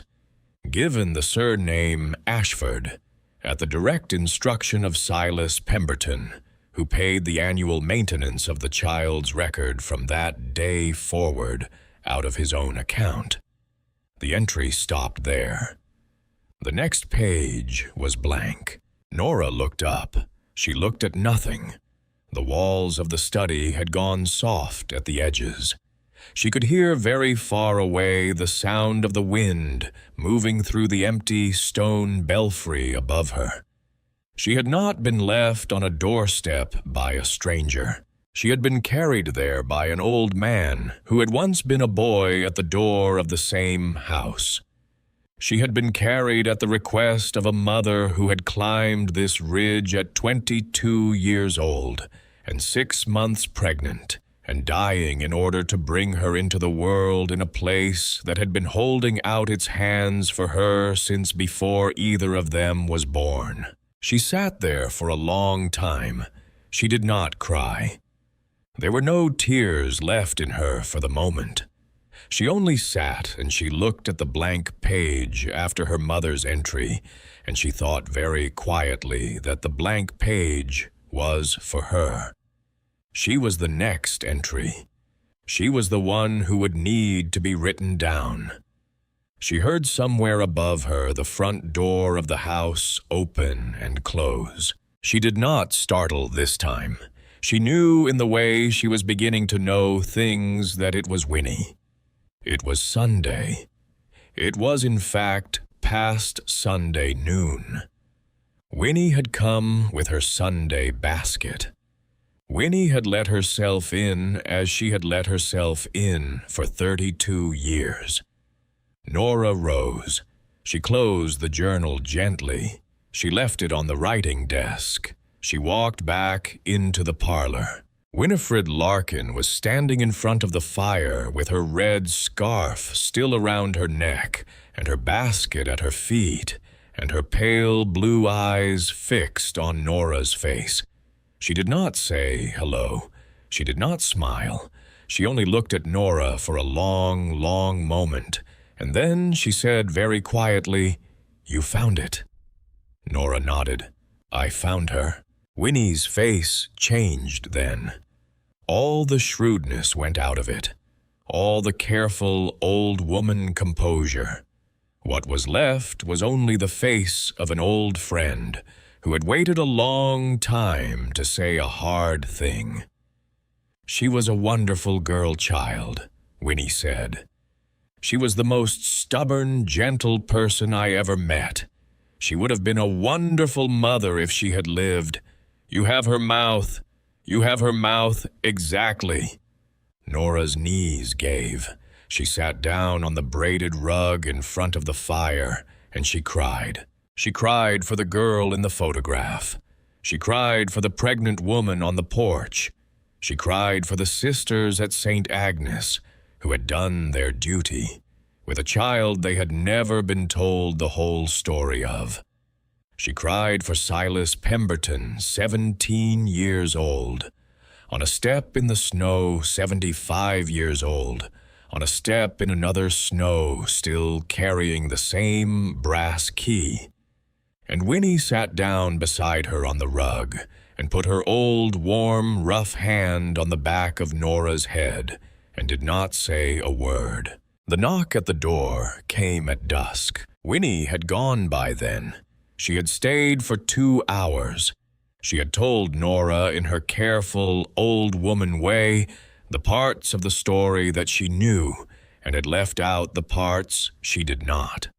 She had told her that Margaret had been sent up to the chapel by Silas Pemberton, whom Margaret had known since she was small because he was the county social worker who had first placed her with the family that had taken her in as a child.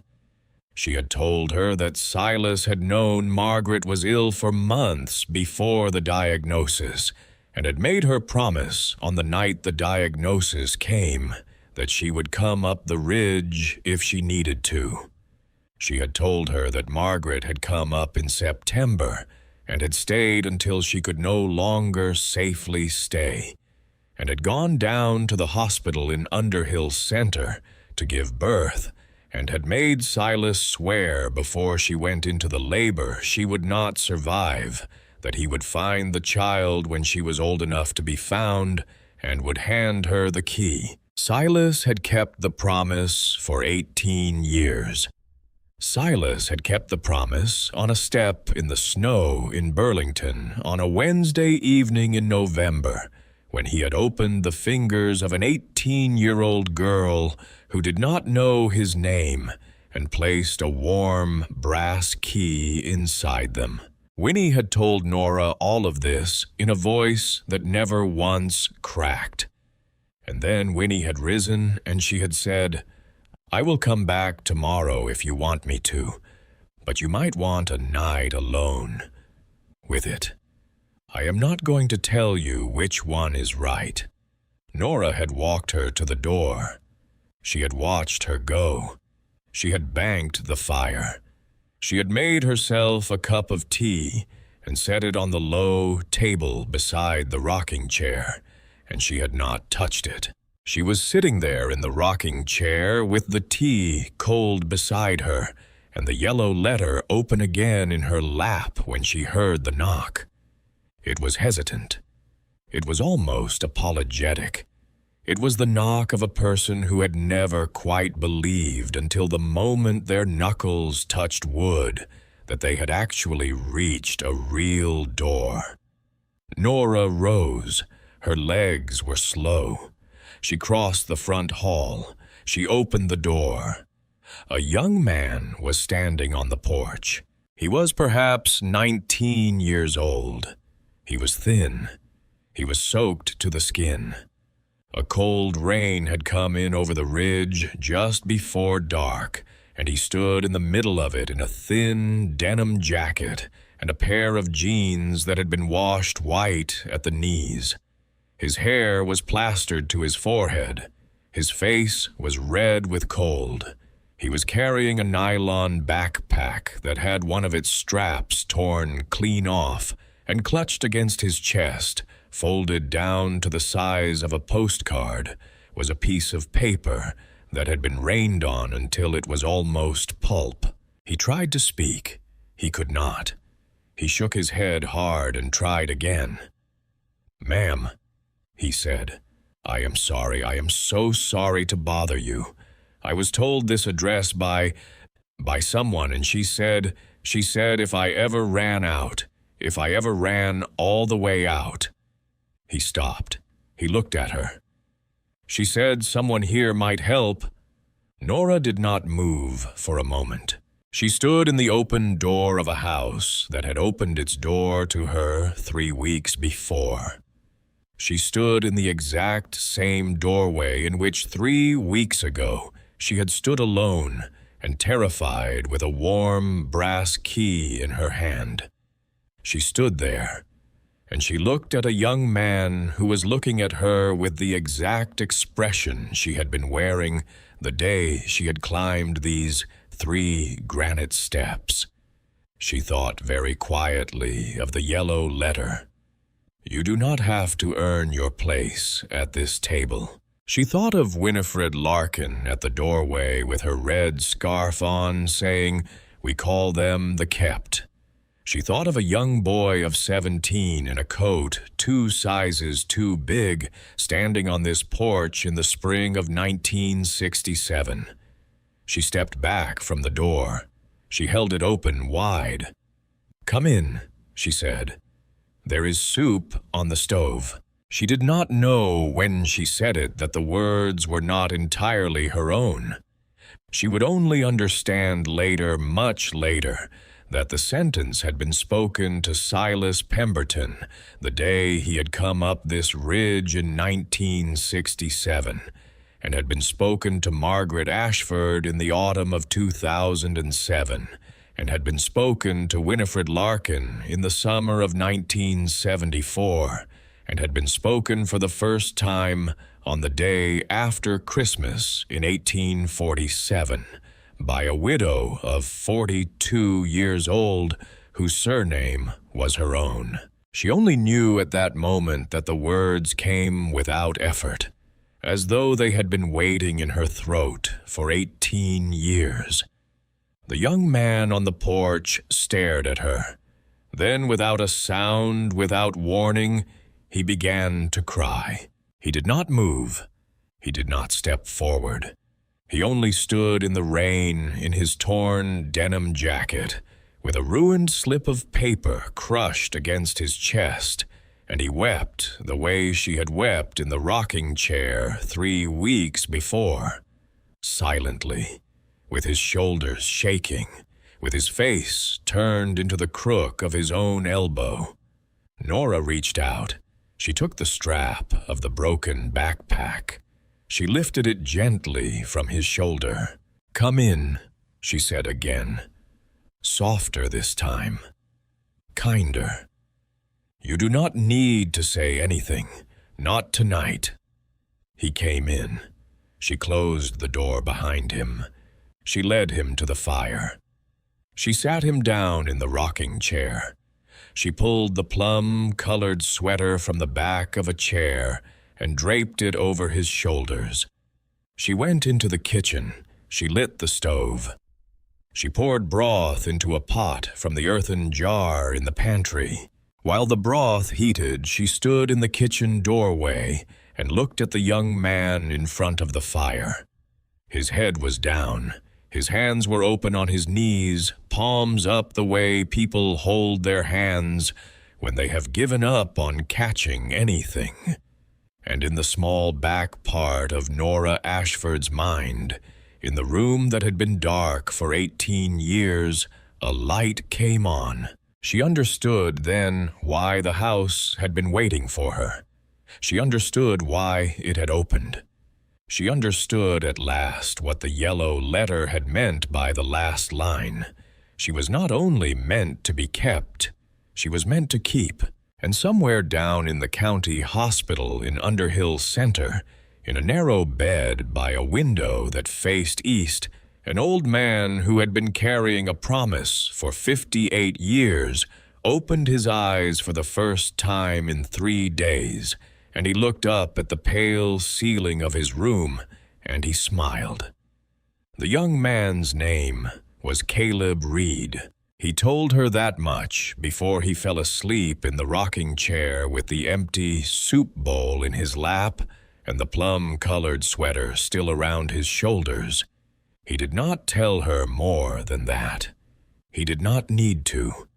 Nora had learned in 18 years of shared rooms and thin walls that a person's story would come when the person was ready, and not one moment before, and that pressing for it only pushed it deeper down.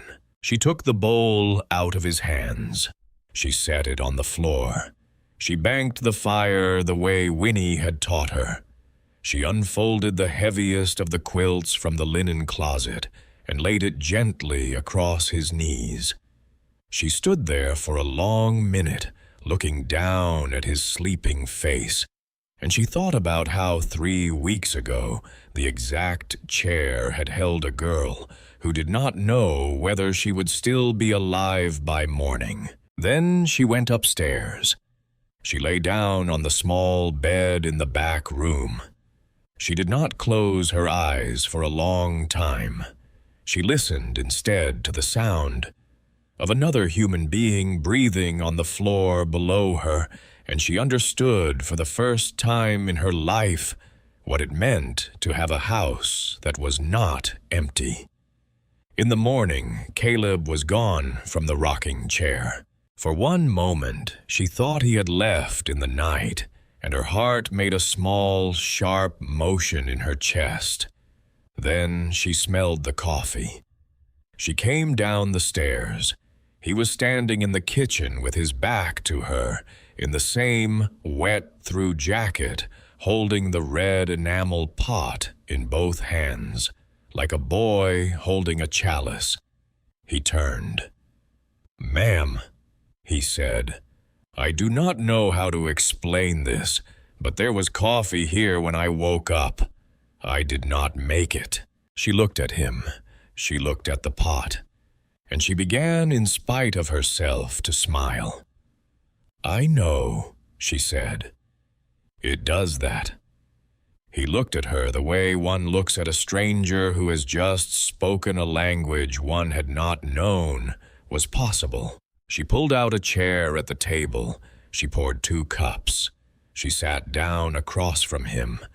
She said very quietly, "You do not have to tell me anything, but if you want to eat, I will make you eggs. If you want to sleep, there is a bed upstairs.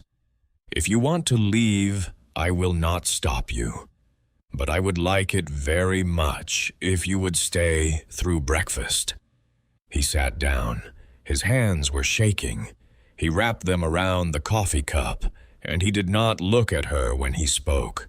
"I aged out of a foster placement in Lowell 3 days ago," he said.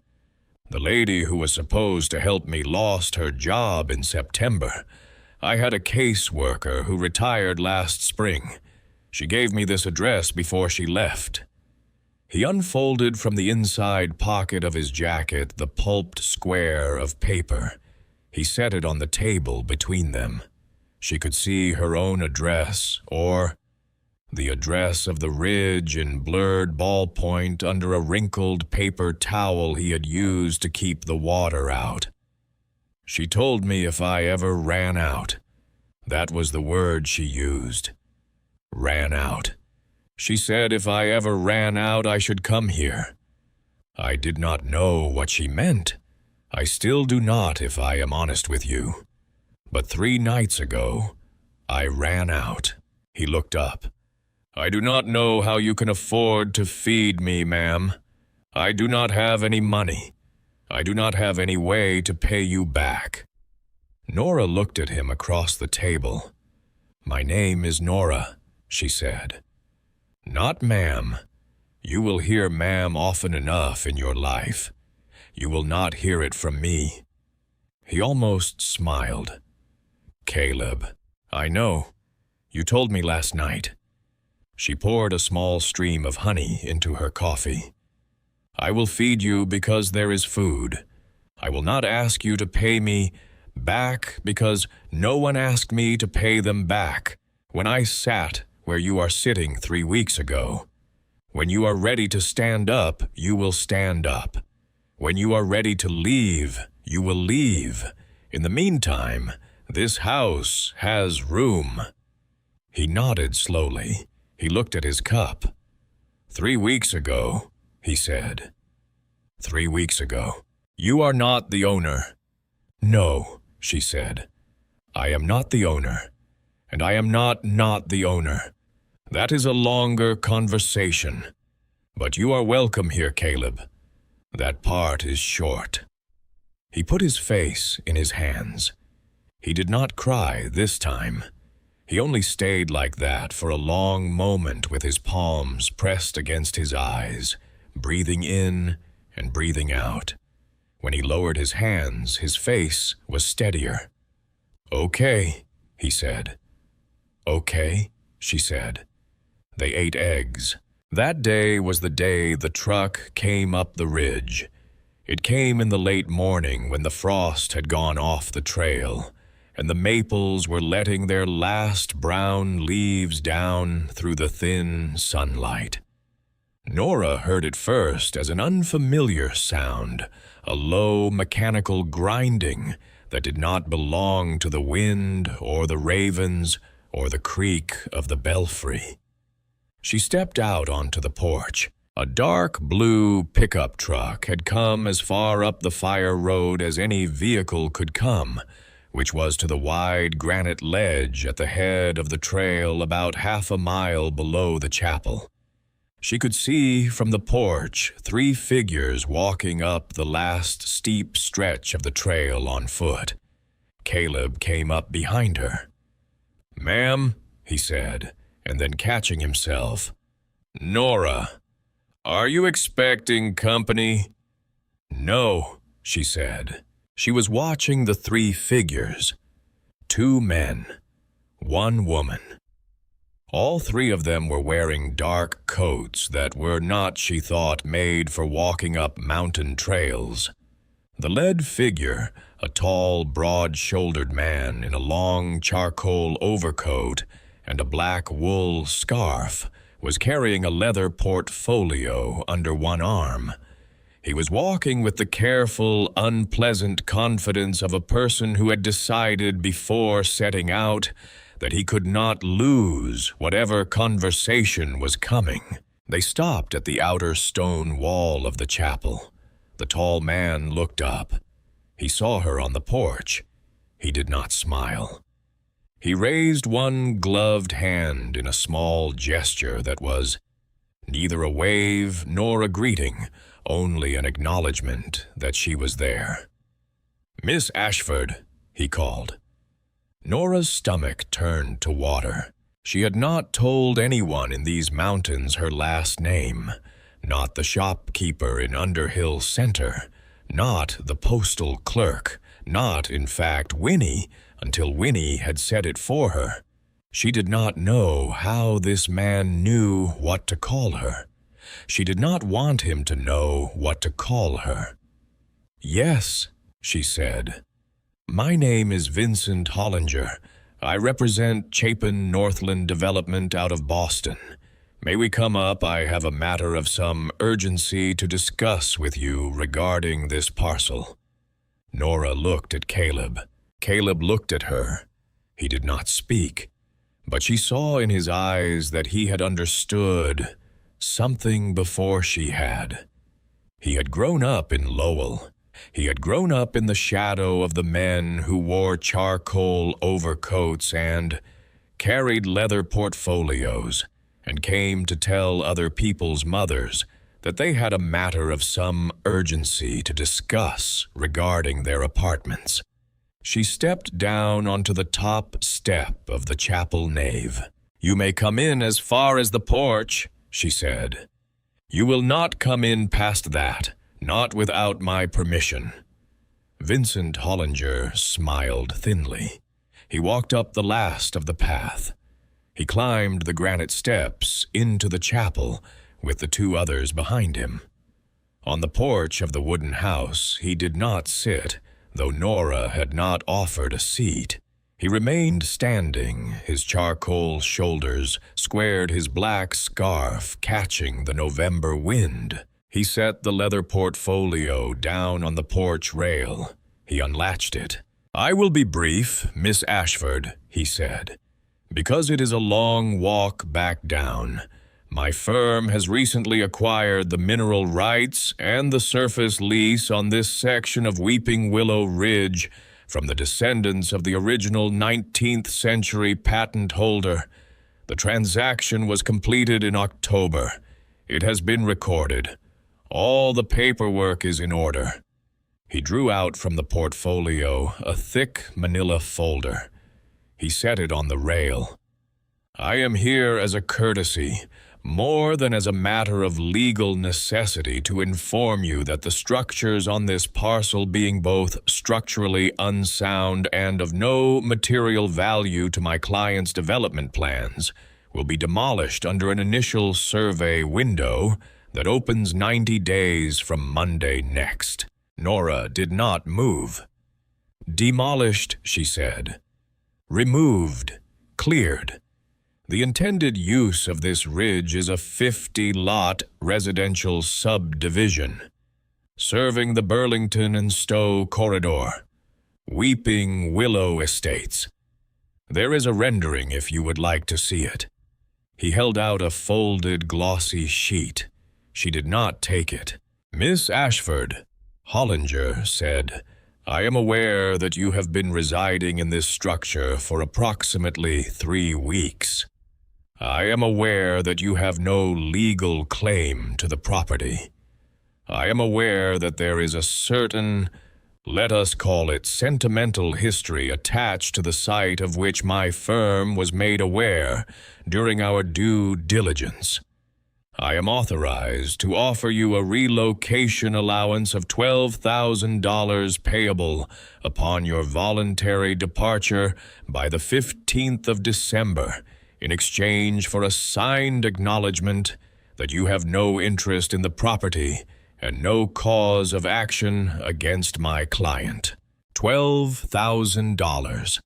Nora had not 3 weeks ago been able to imagine $12,000. 3 weeks ago, $12,000 would have been the difference between sleeping in a bus station and sleeping in a room. 3 weeks ago, $12,000 would have been a rope thrown down to her out of the sky. She looked at the manila folder. She looked at the tall man in the charcoal coat. She looked at the 2 figures behind him who had not spoken. She looked past them up at the empty stone belfry of a chapel that a widow of 42 years old had built with her own hands in 1847. "Mr. Hollinger," she said, "may I ask you a question, please?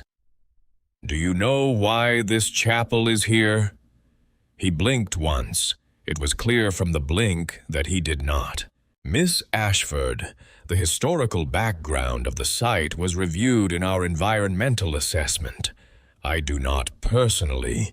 It was built," she said, "by a woman named Prudence Ashford in the winter of 1847. She had buried 3 children and a husband in the previous 18 months. She sold every acre of the family farm in Bennington to pay 2 Irish stonemasons to raise these walls before the first snow. She rang the bell in that tower until her hands bled. She said when she was finished that God had forgotten this hill, but she had not." Vincent Hollinger looked at her. "I am sorry for her loss," he said in the exact tone in which he would have said, "I am sorry for the delay." "You do not need to be sorry for her loss, Mr. Hollinger. You need to be aware that her name is my name. And you need to be aware that whatever paper your firm believes it holds, there is a longer paper up here that goes back 178 years.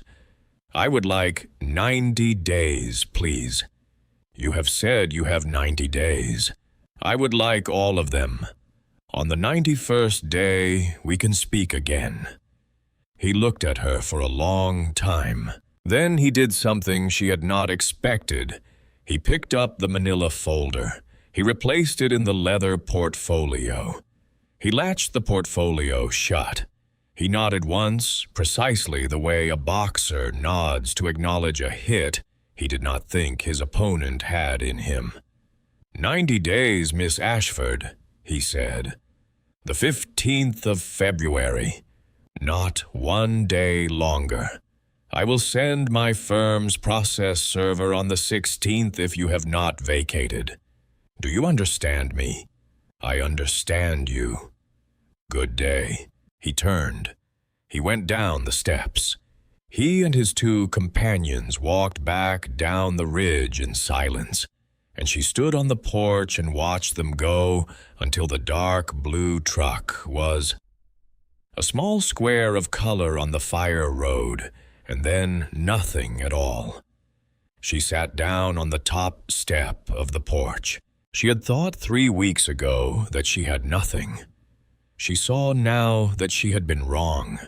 She had been given over these 3 weeks, a thing she had not known she was capable of losing. And a man in a charcoal coat had walked up her ridge in the morning and put a date on the loss. Caleb sat down beside her. He did not speak. After a long minute, he said quietly, "What do you need me to do?" She looked at him. "You do not have to do anything," she said. "You just got here." He looked out over the valley. He was still wearing her plum sweater. He looked in that sweater less like a boy who had been run out of Lowell and more like a boy who had come home. "So did you?" he said. She began to laugh. It surprised her. It was a small, exhausted, useful laugh, and it turned before it was done into something closer to a sob. She put her forehead against her knees. "I need to find Silas," she said. "I need to find out what he knows before it is too late to ask." She did not know in that moment that too late had been coming toward them faster than she had understood. She went down the ridge on Monday morning. Winnie came with her. Winnie had come up on Sunday as promised with a basket that contained not only bread and honey, but also a wool coat 2 sizes larger than Winnie's own that she had brought without saying so for Caleb.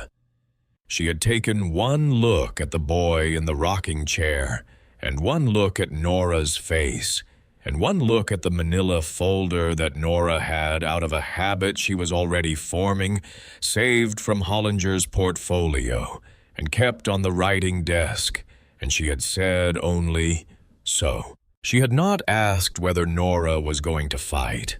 She had assumed the answer. They took the bus from Underhill Center into Underhill Center Regional Medical Center, which was a small county hospital of 80 beds in an old brick building on a hill just south of town. The lobby smelled of floor wax and old flowers. The woman at the desk knew Winnie by name. Winnie signed them both in. She led Nora down a long hallway with pale green walls, and up one flight of stairs, and along another corridor to a door at the very end. Silas Pemberton was in the bed by the window. Nora had not known until she saw him how strong an image she had been carrying in her mind of the man on the library steps. Tall, straight, steady. The old man in this bed was smaller than that, thinner. His hair was still white, but it was longer now, brushed back over the pillow in soft strands. His eyes were closed. His mouth was slightly open. His hands lay outside the blanket, one on top of the other, and they were the same hands she remembered, long and weathered, but they lay very still. An oxygen tube ran under his nose. A monitor beeped softly beside the bed. Winnie stood at the door. She did not come in. "I will wait in the hall, child," she said. Nora walked to the bed. She sat down in the chair beside it. She did not know at first what to do with her hands. She put them in her lap. She looked at his face. "Mr. Pemberton," she said quietly. "It is Nora." He did not move. "Silas," she said. "It is the girl from the library steps." His eyelids trembled. She reached out. She took his hand very gently. His fingers were cool. He did not grip her back, but she felt very faintly a small tightening in the muscles of his palm, as though he had heard her and was answering her with the only motion he could still make.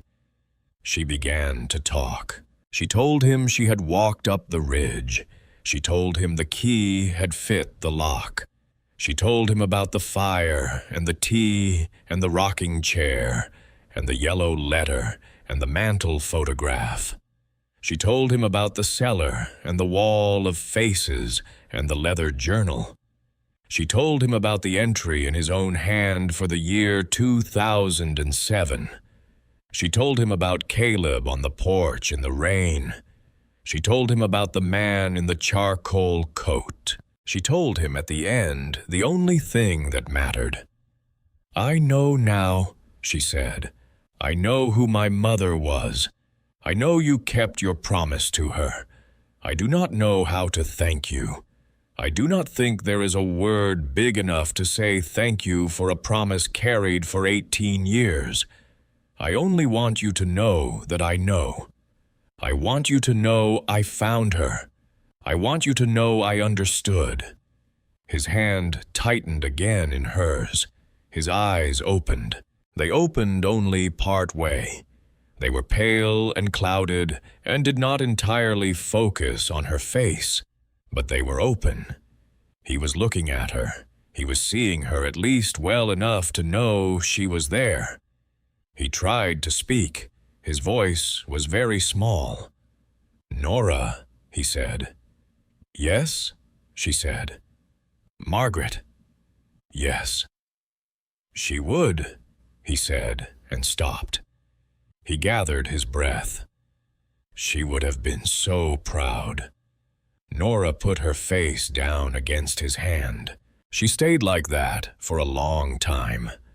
He did not close his eyes again. He kept them open on her, and every once in a while, his fingers moved in hers, very small, very slow. She spoke to him quietly the whole time. She told him about Winnie's plum sweater. She told him about the smell of coffee in the kitchen. She told him about Caleb's hands wrapped around a warm china cup.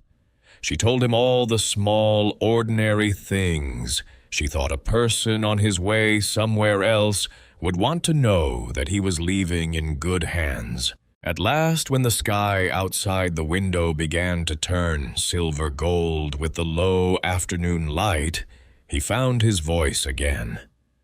"Nora," he said, "in my coat." She looked up. "Your coat?" "On the hook," he said. "Behind the door, inside pocket, envelope." She rose. She went to the door. There on a plain wall hook hung the same canvas coat he had been wearing on the library steps. She reached into the inside pocket. She took out a long white envelope. Her name was written on the front in his careful hand, Eleanor Ashford, and beneath the name in smaller script only 3 words, "Read at the Ridge." She looked at him. He nodded once.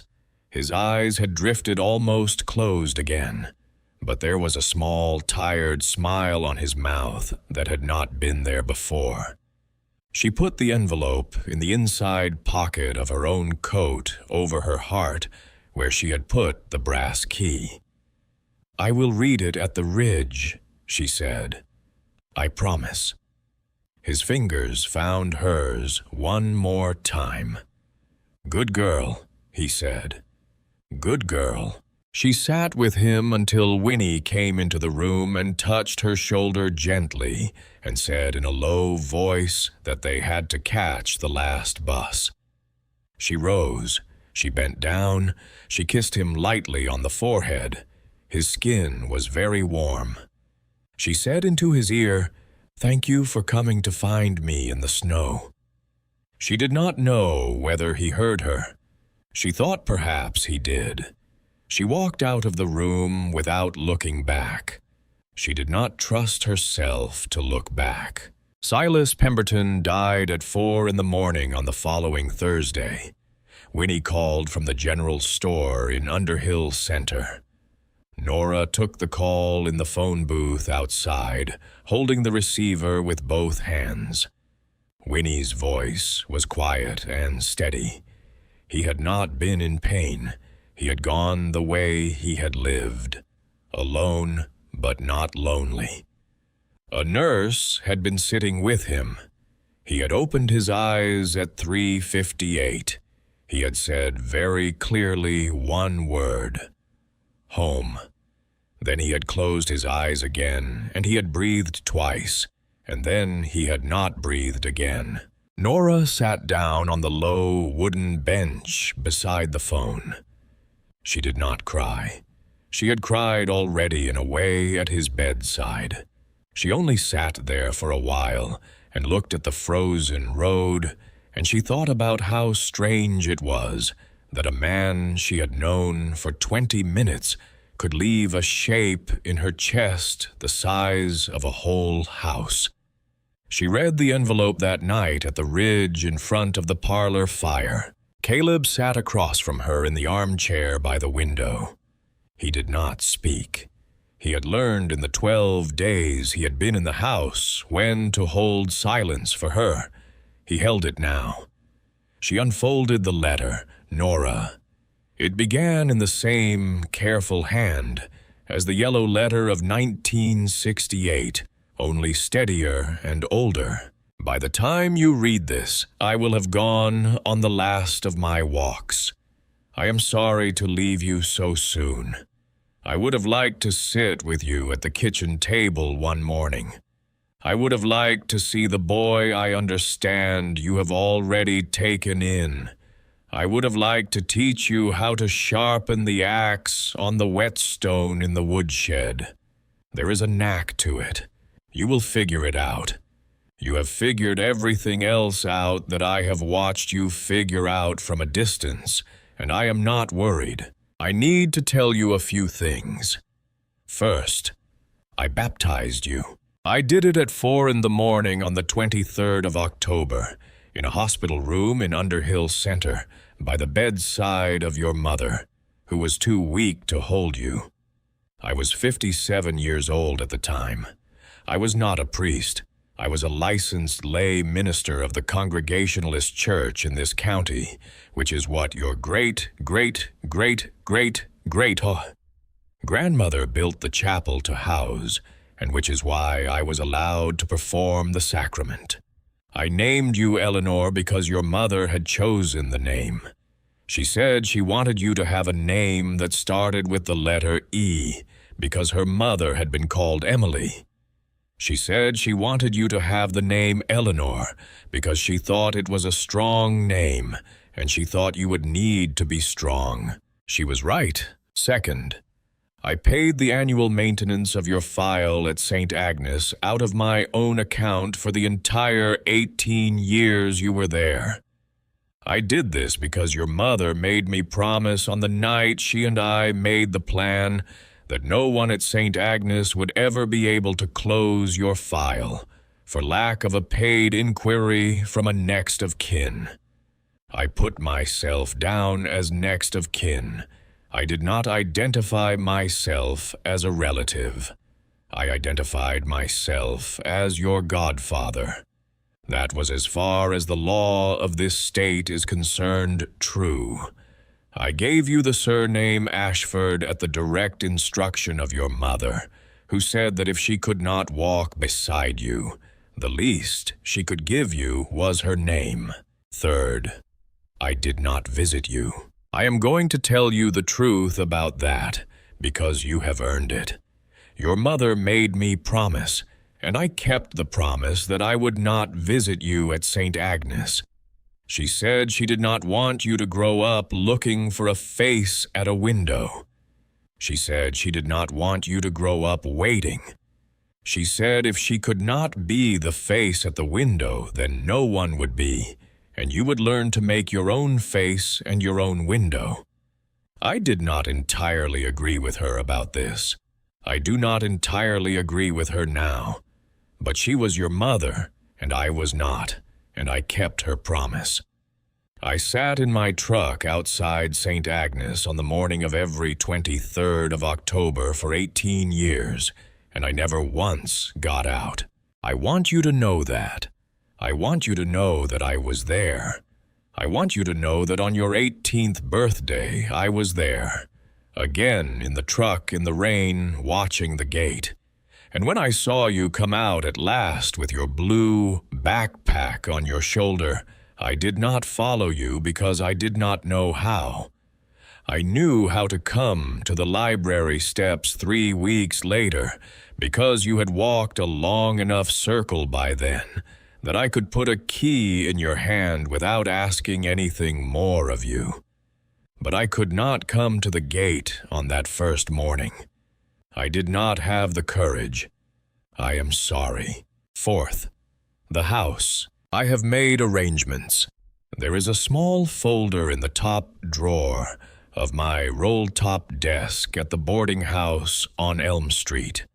In that folder you will find the deed to a parcel of land on Weeping Willow Ridge, which has been held in a private trust in your mother's name since 2007, and which passed upon her death into a trust in your name, with me as trustee until you reached the age of 18.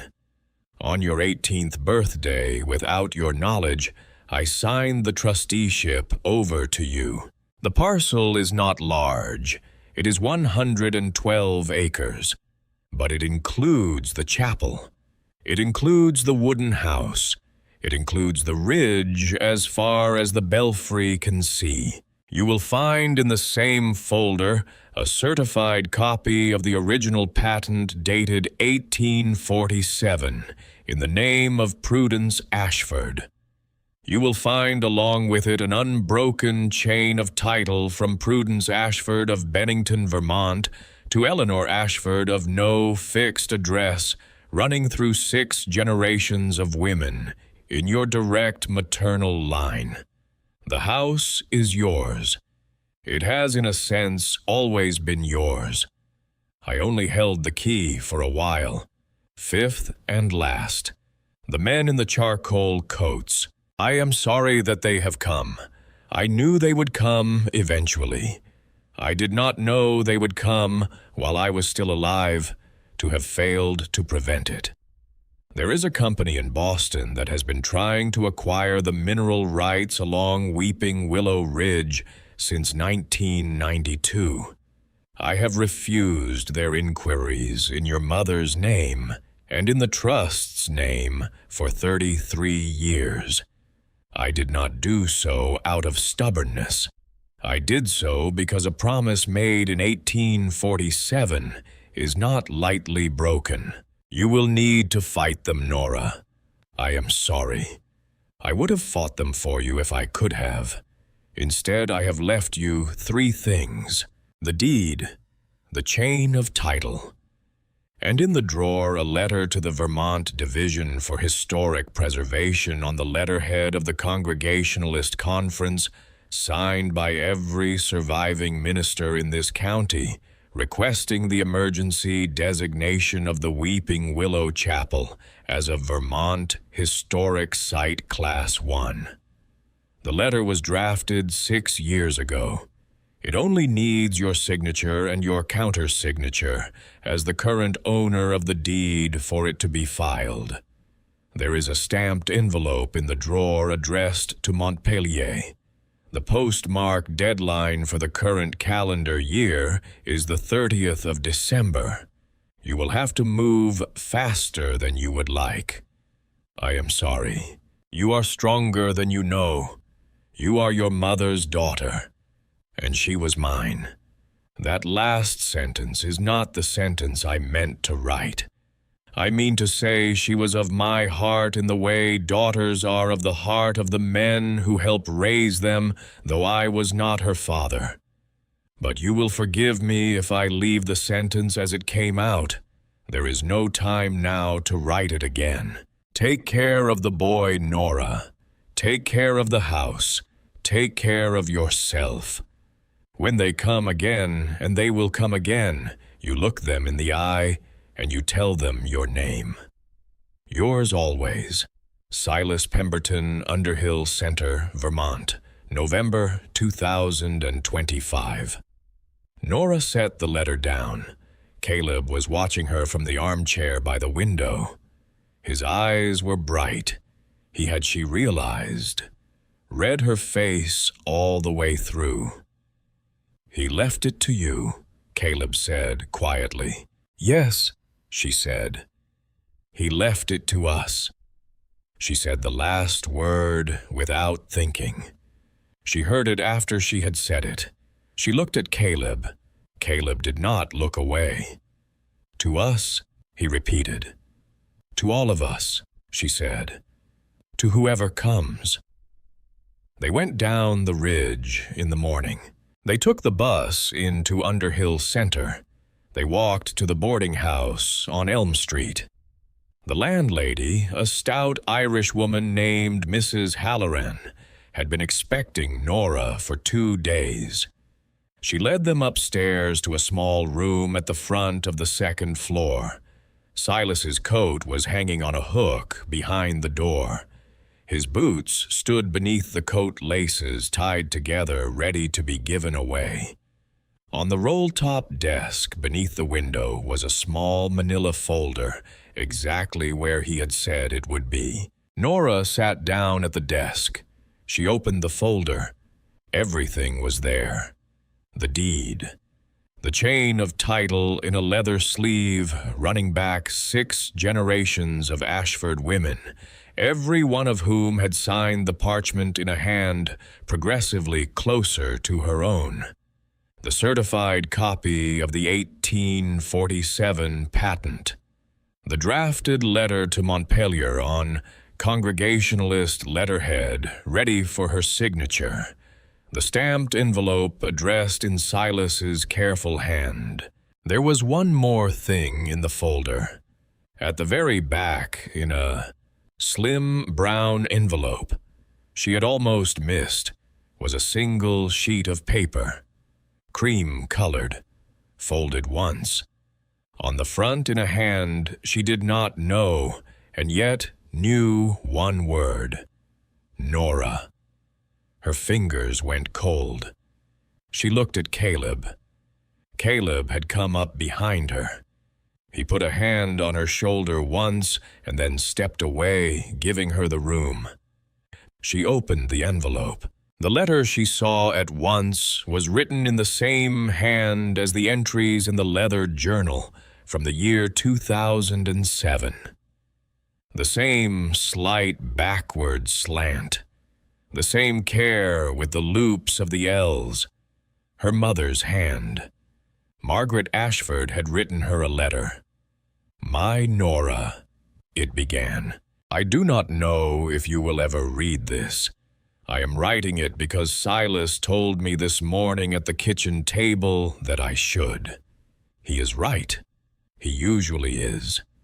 He has been kinder to me in these last months than the world has any right to be to a girl in my situation. I am 22 years old. I am dying. I am 6 months pregnant with you. It is the 3rd week of September in 2007, and it is one of the last warm afternoons I will ever sit through. And I am sitting at the kitchen table in the chapel house on Weeping Willow Ridge with a cup of black tea and the sound of a raven outside the window. And I am writing you a letter you may not read for 18 years or more, if you read it at all. I want you to know a few things. First, I love you. I loved you before I met you. I loved you the moment they told me I would not be alive to see you grow up. I loved you when I decided that I would carry you anyway. I loved you the day I signed the papers that would send you to St. Agnes. I love you as I write this. I will love you when I am no longer here to say the word. Second, I chose St. Agnes because Silas grew up there. He does not talk about it much, but he has a good opinion of the sisters.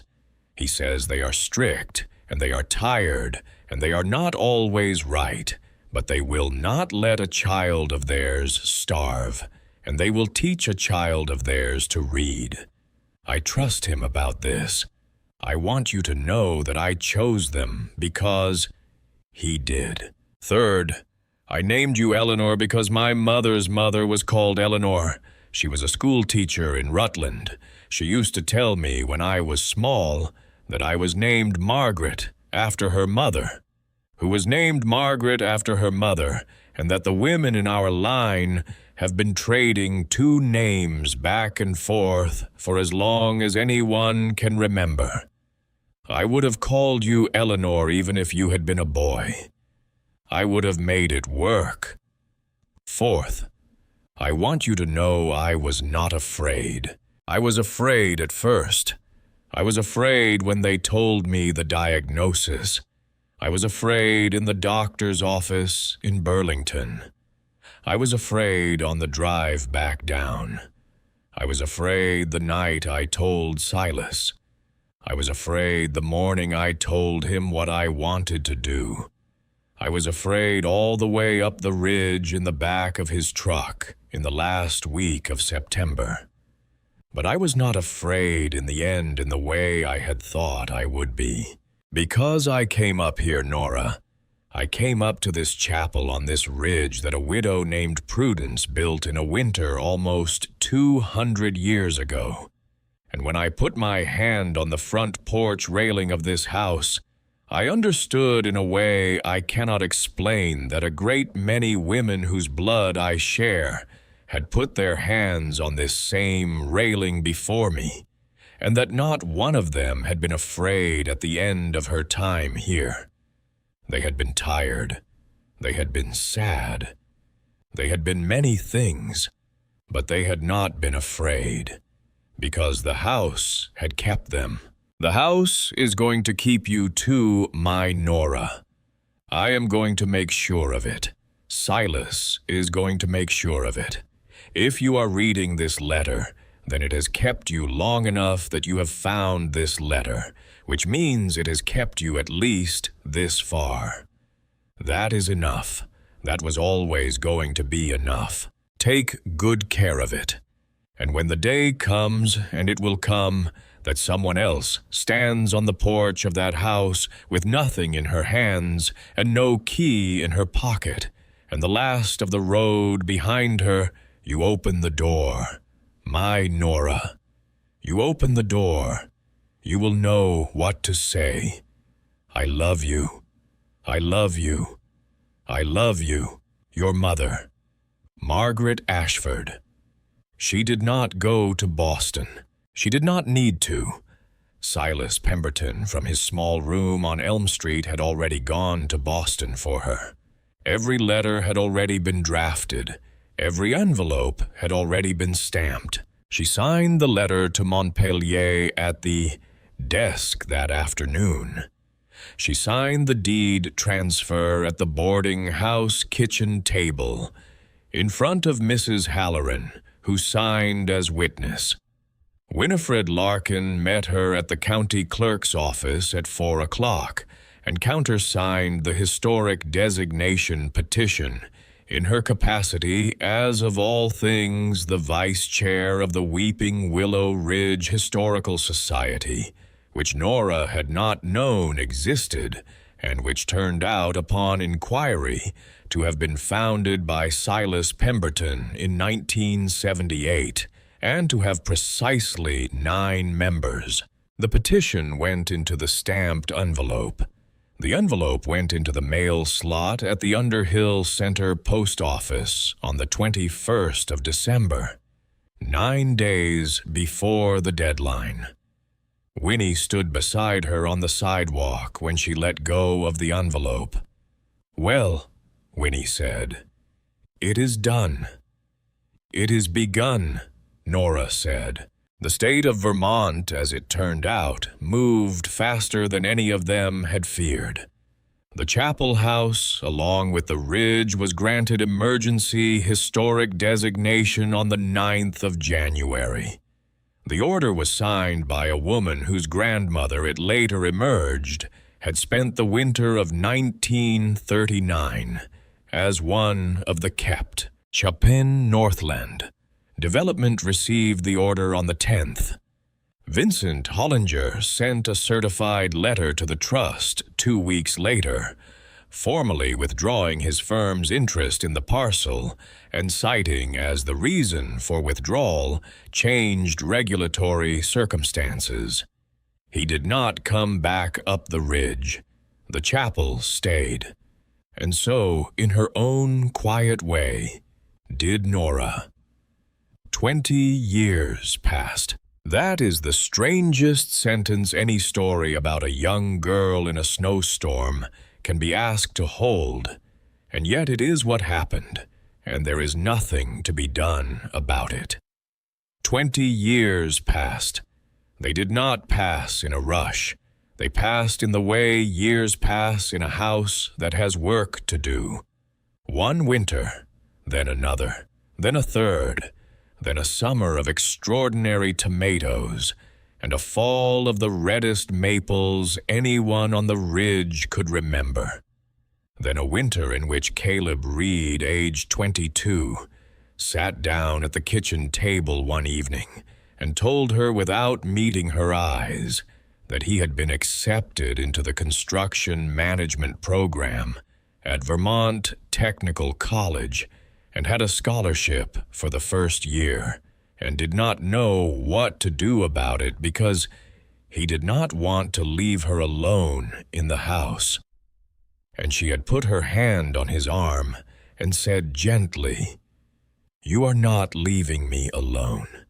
You are leaving to become the man you have been becoming. This house does not lose you when you walk down the ridge. It loses you only when you forget to walk back up." He walked back up every third weekend for 2.5 years.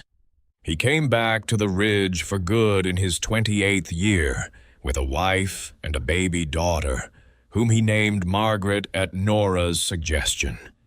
He built the addition on the west side of the chapel that made room for 2 more bedrooms, and later, when the ridge began to fill up on winter Sundays, with more visitors than the parlor could seat, he built the little pavilion on the leeward side, which they called ever after Silas's room. Winifred Larkin lived to see the pavilion finished.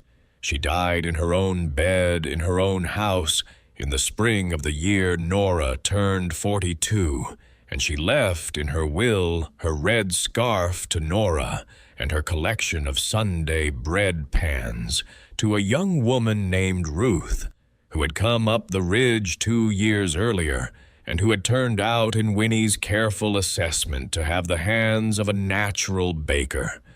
Ruth was still there when Nora turned 38. 74 names went into the leather journal in those 20 years. Some of them stayed a week, some of them stayed a year. Some, like Ruth, and like a woman named Hannah, who came up in a bad summer with a 2-year-old son on her hip, stayed longer. None of them were turned away. None of them, when they left, were told they could not come back. Nora Ashford did not marry. She did not, in her own words, feel the need. She had, she said, a house full of people, and a ridge full of maples, and a chapel that rang in her mind with a bell it had not held for 130 years. She was not lonely. She had been lonely once. She remembered what it had cost her. She had decided without ever quite deciding that she would spend the rest of her life making sure that fewer other people had to learn what she had learned. She grew slowly into the woman she had once seen at a distance in a photograph on a mantel. Her hair grayed at the temples earlier than she had expected. There were fine lines at the corners of her eyes. She kept the small back bedroom for her own all those years, though she could have had any room in the house, and she slept every night under the same quilt. She had first pulled up over her shoulders in November of 2025. On the 23rd of October in the year she turned 38, she went as she went every year, up the trail behind the chapel to the ridge that overlooked the northern valley, and she sat on the small stone bench that Caleb had made for her, and she looked at the flat granite marker beneath the largest of the maples, on which was carved a single line: Margaret Ashford, 1985 to 2007. Beloved daughter, beloved mother. The house was full behind her. It was in fact fuller that afternoon than it had ever been. Caleb was there. His wife was there. His daughter Margaret, now nearly 17, was there. Ruth was there. Two women in their 50s who had come up the ridge in a bad winter 12 years before, and who had between them become the unofficial keepers of the vegetable garden were there. A young father and his 8-year-old daughter who had climbed the ridge only 3 weeks earlier with the mother of the girl, gone in a way the father could not yet speak of, were there. Nora sat on the bench, and she looked at the marker, and she thought quietly that 38 is a strange age. She thought that her mother would not have known 38. She thought that Silas would have said 38 was still young if you did not squander it. She thought that Winifred Larkin, who had lived to be 93, would have laughed at anyone who called 38 anything but a beginning. She did not sit long. It was going to snow that night. She could smell it. She walked back down the ridge to the chapel. She let herself in through the back door of the wooden house into the kitchen, where the smell of Ruth's dark bread was so thick it was nearly a color. She hung up her coat. She washed her hands at the pump. She began without needing to be asked to set the long table in what had once been the small dining room and was now the room where they ate on Wednesday and Sunday nights, which was the 2 evenings a week when everyone in the house ate together. The knock at the door came at 7. It was hesitant. It was almost apologetic. It was the knock of a person who had never quite believed, until the moment their knuckles touched wood, that they had actually reached a real door. Ruth looked up from the stove. Caleb looked up from the corner of the table where he was slicing bread. Everyone in the kitchen looked at Nora. Nora set down the water pitcher she was carrying. She wiped her hands on the apron at her waist. She walked without any hurry at all into the front hall. She opened the door. A young woman was standing on the porch. She was perhaps 17 years old.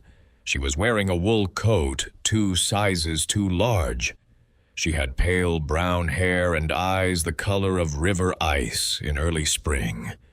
She was carrying a canvas backpack that had faded almost to gray, and clutched against her chest, folded down to the size of a postcard, was a piece of paper that had been rained on until it was almost pulp. Her mouth was set. Her chin was up. But her eyes, when they met Nora's, were the eyes of someone who did not know what she was going to do if the door closed. Nora did not ask her who she was. Nora did not ask her where she had come from. Nora did not ask her what she was doing on the porch of a chapel house on a granite ridge in the middle of the Green Mountains of Vermont on the 23rd of October in a coming snow. Nora stepped back from the door. She held it open wide. Behind her, the kitchen was warm and full of voices. Beyond the porch, on the mantel of the parlor, a photograph of a young woman in a gray coat waited on the shelf, where it had waited for 72 years. High above the whole house, in the empty stone belfry of a chapel that a widow of 42 had built with her own hands. In the winter of 1847, the last of the day's light caught for one moment in the tilted iron cross. "Come in," Nora said gently. "There is soup on the stove." The young woman on the porch stared at her. Then, without a sound, without warning, she took one small, unsteady step forward, and she crossed the threshold, and she was inside. Nora closed the door behind her. Outside, over Weeping Willow Ridge, the first snow of winter began at last to fall.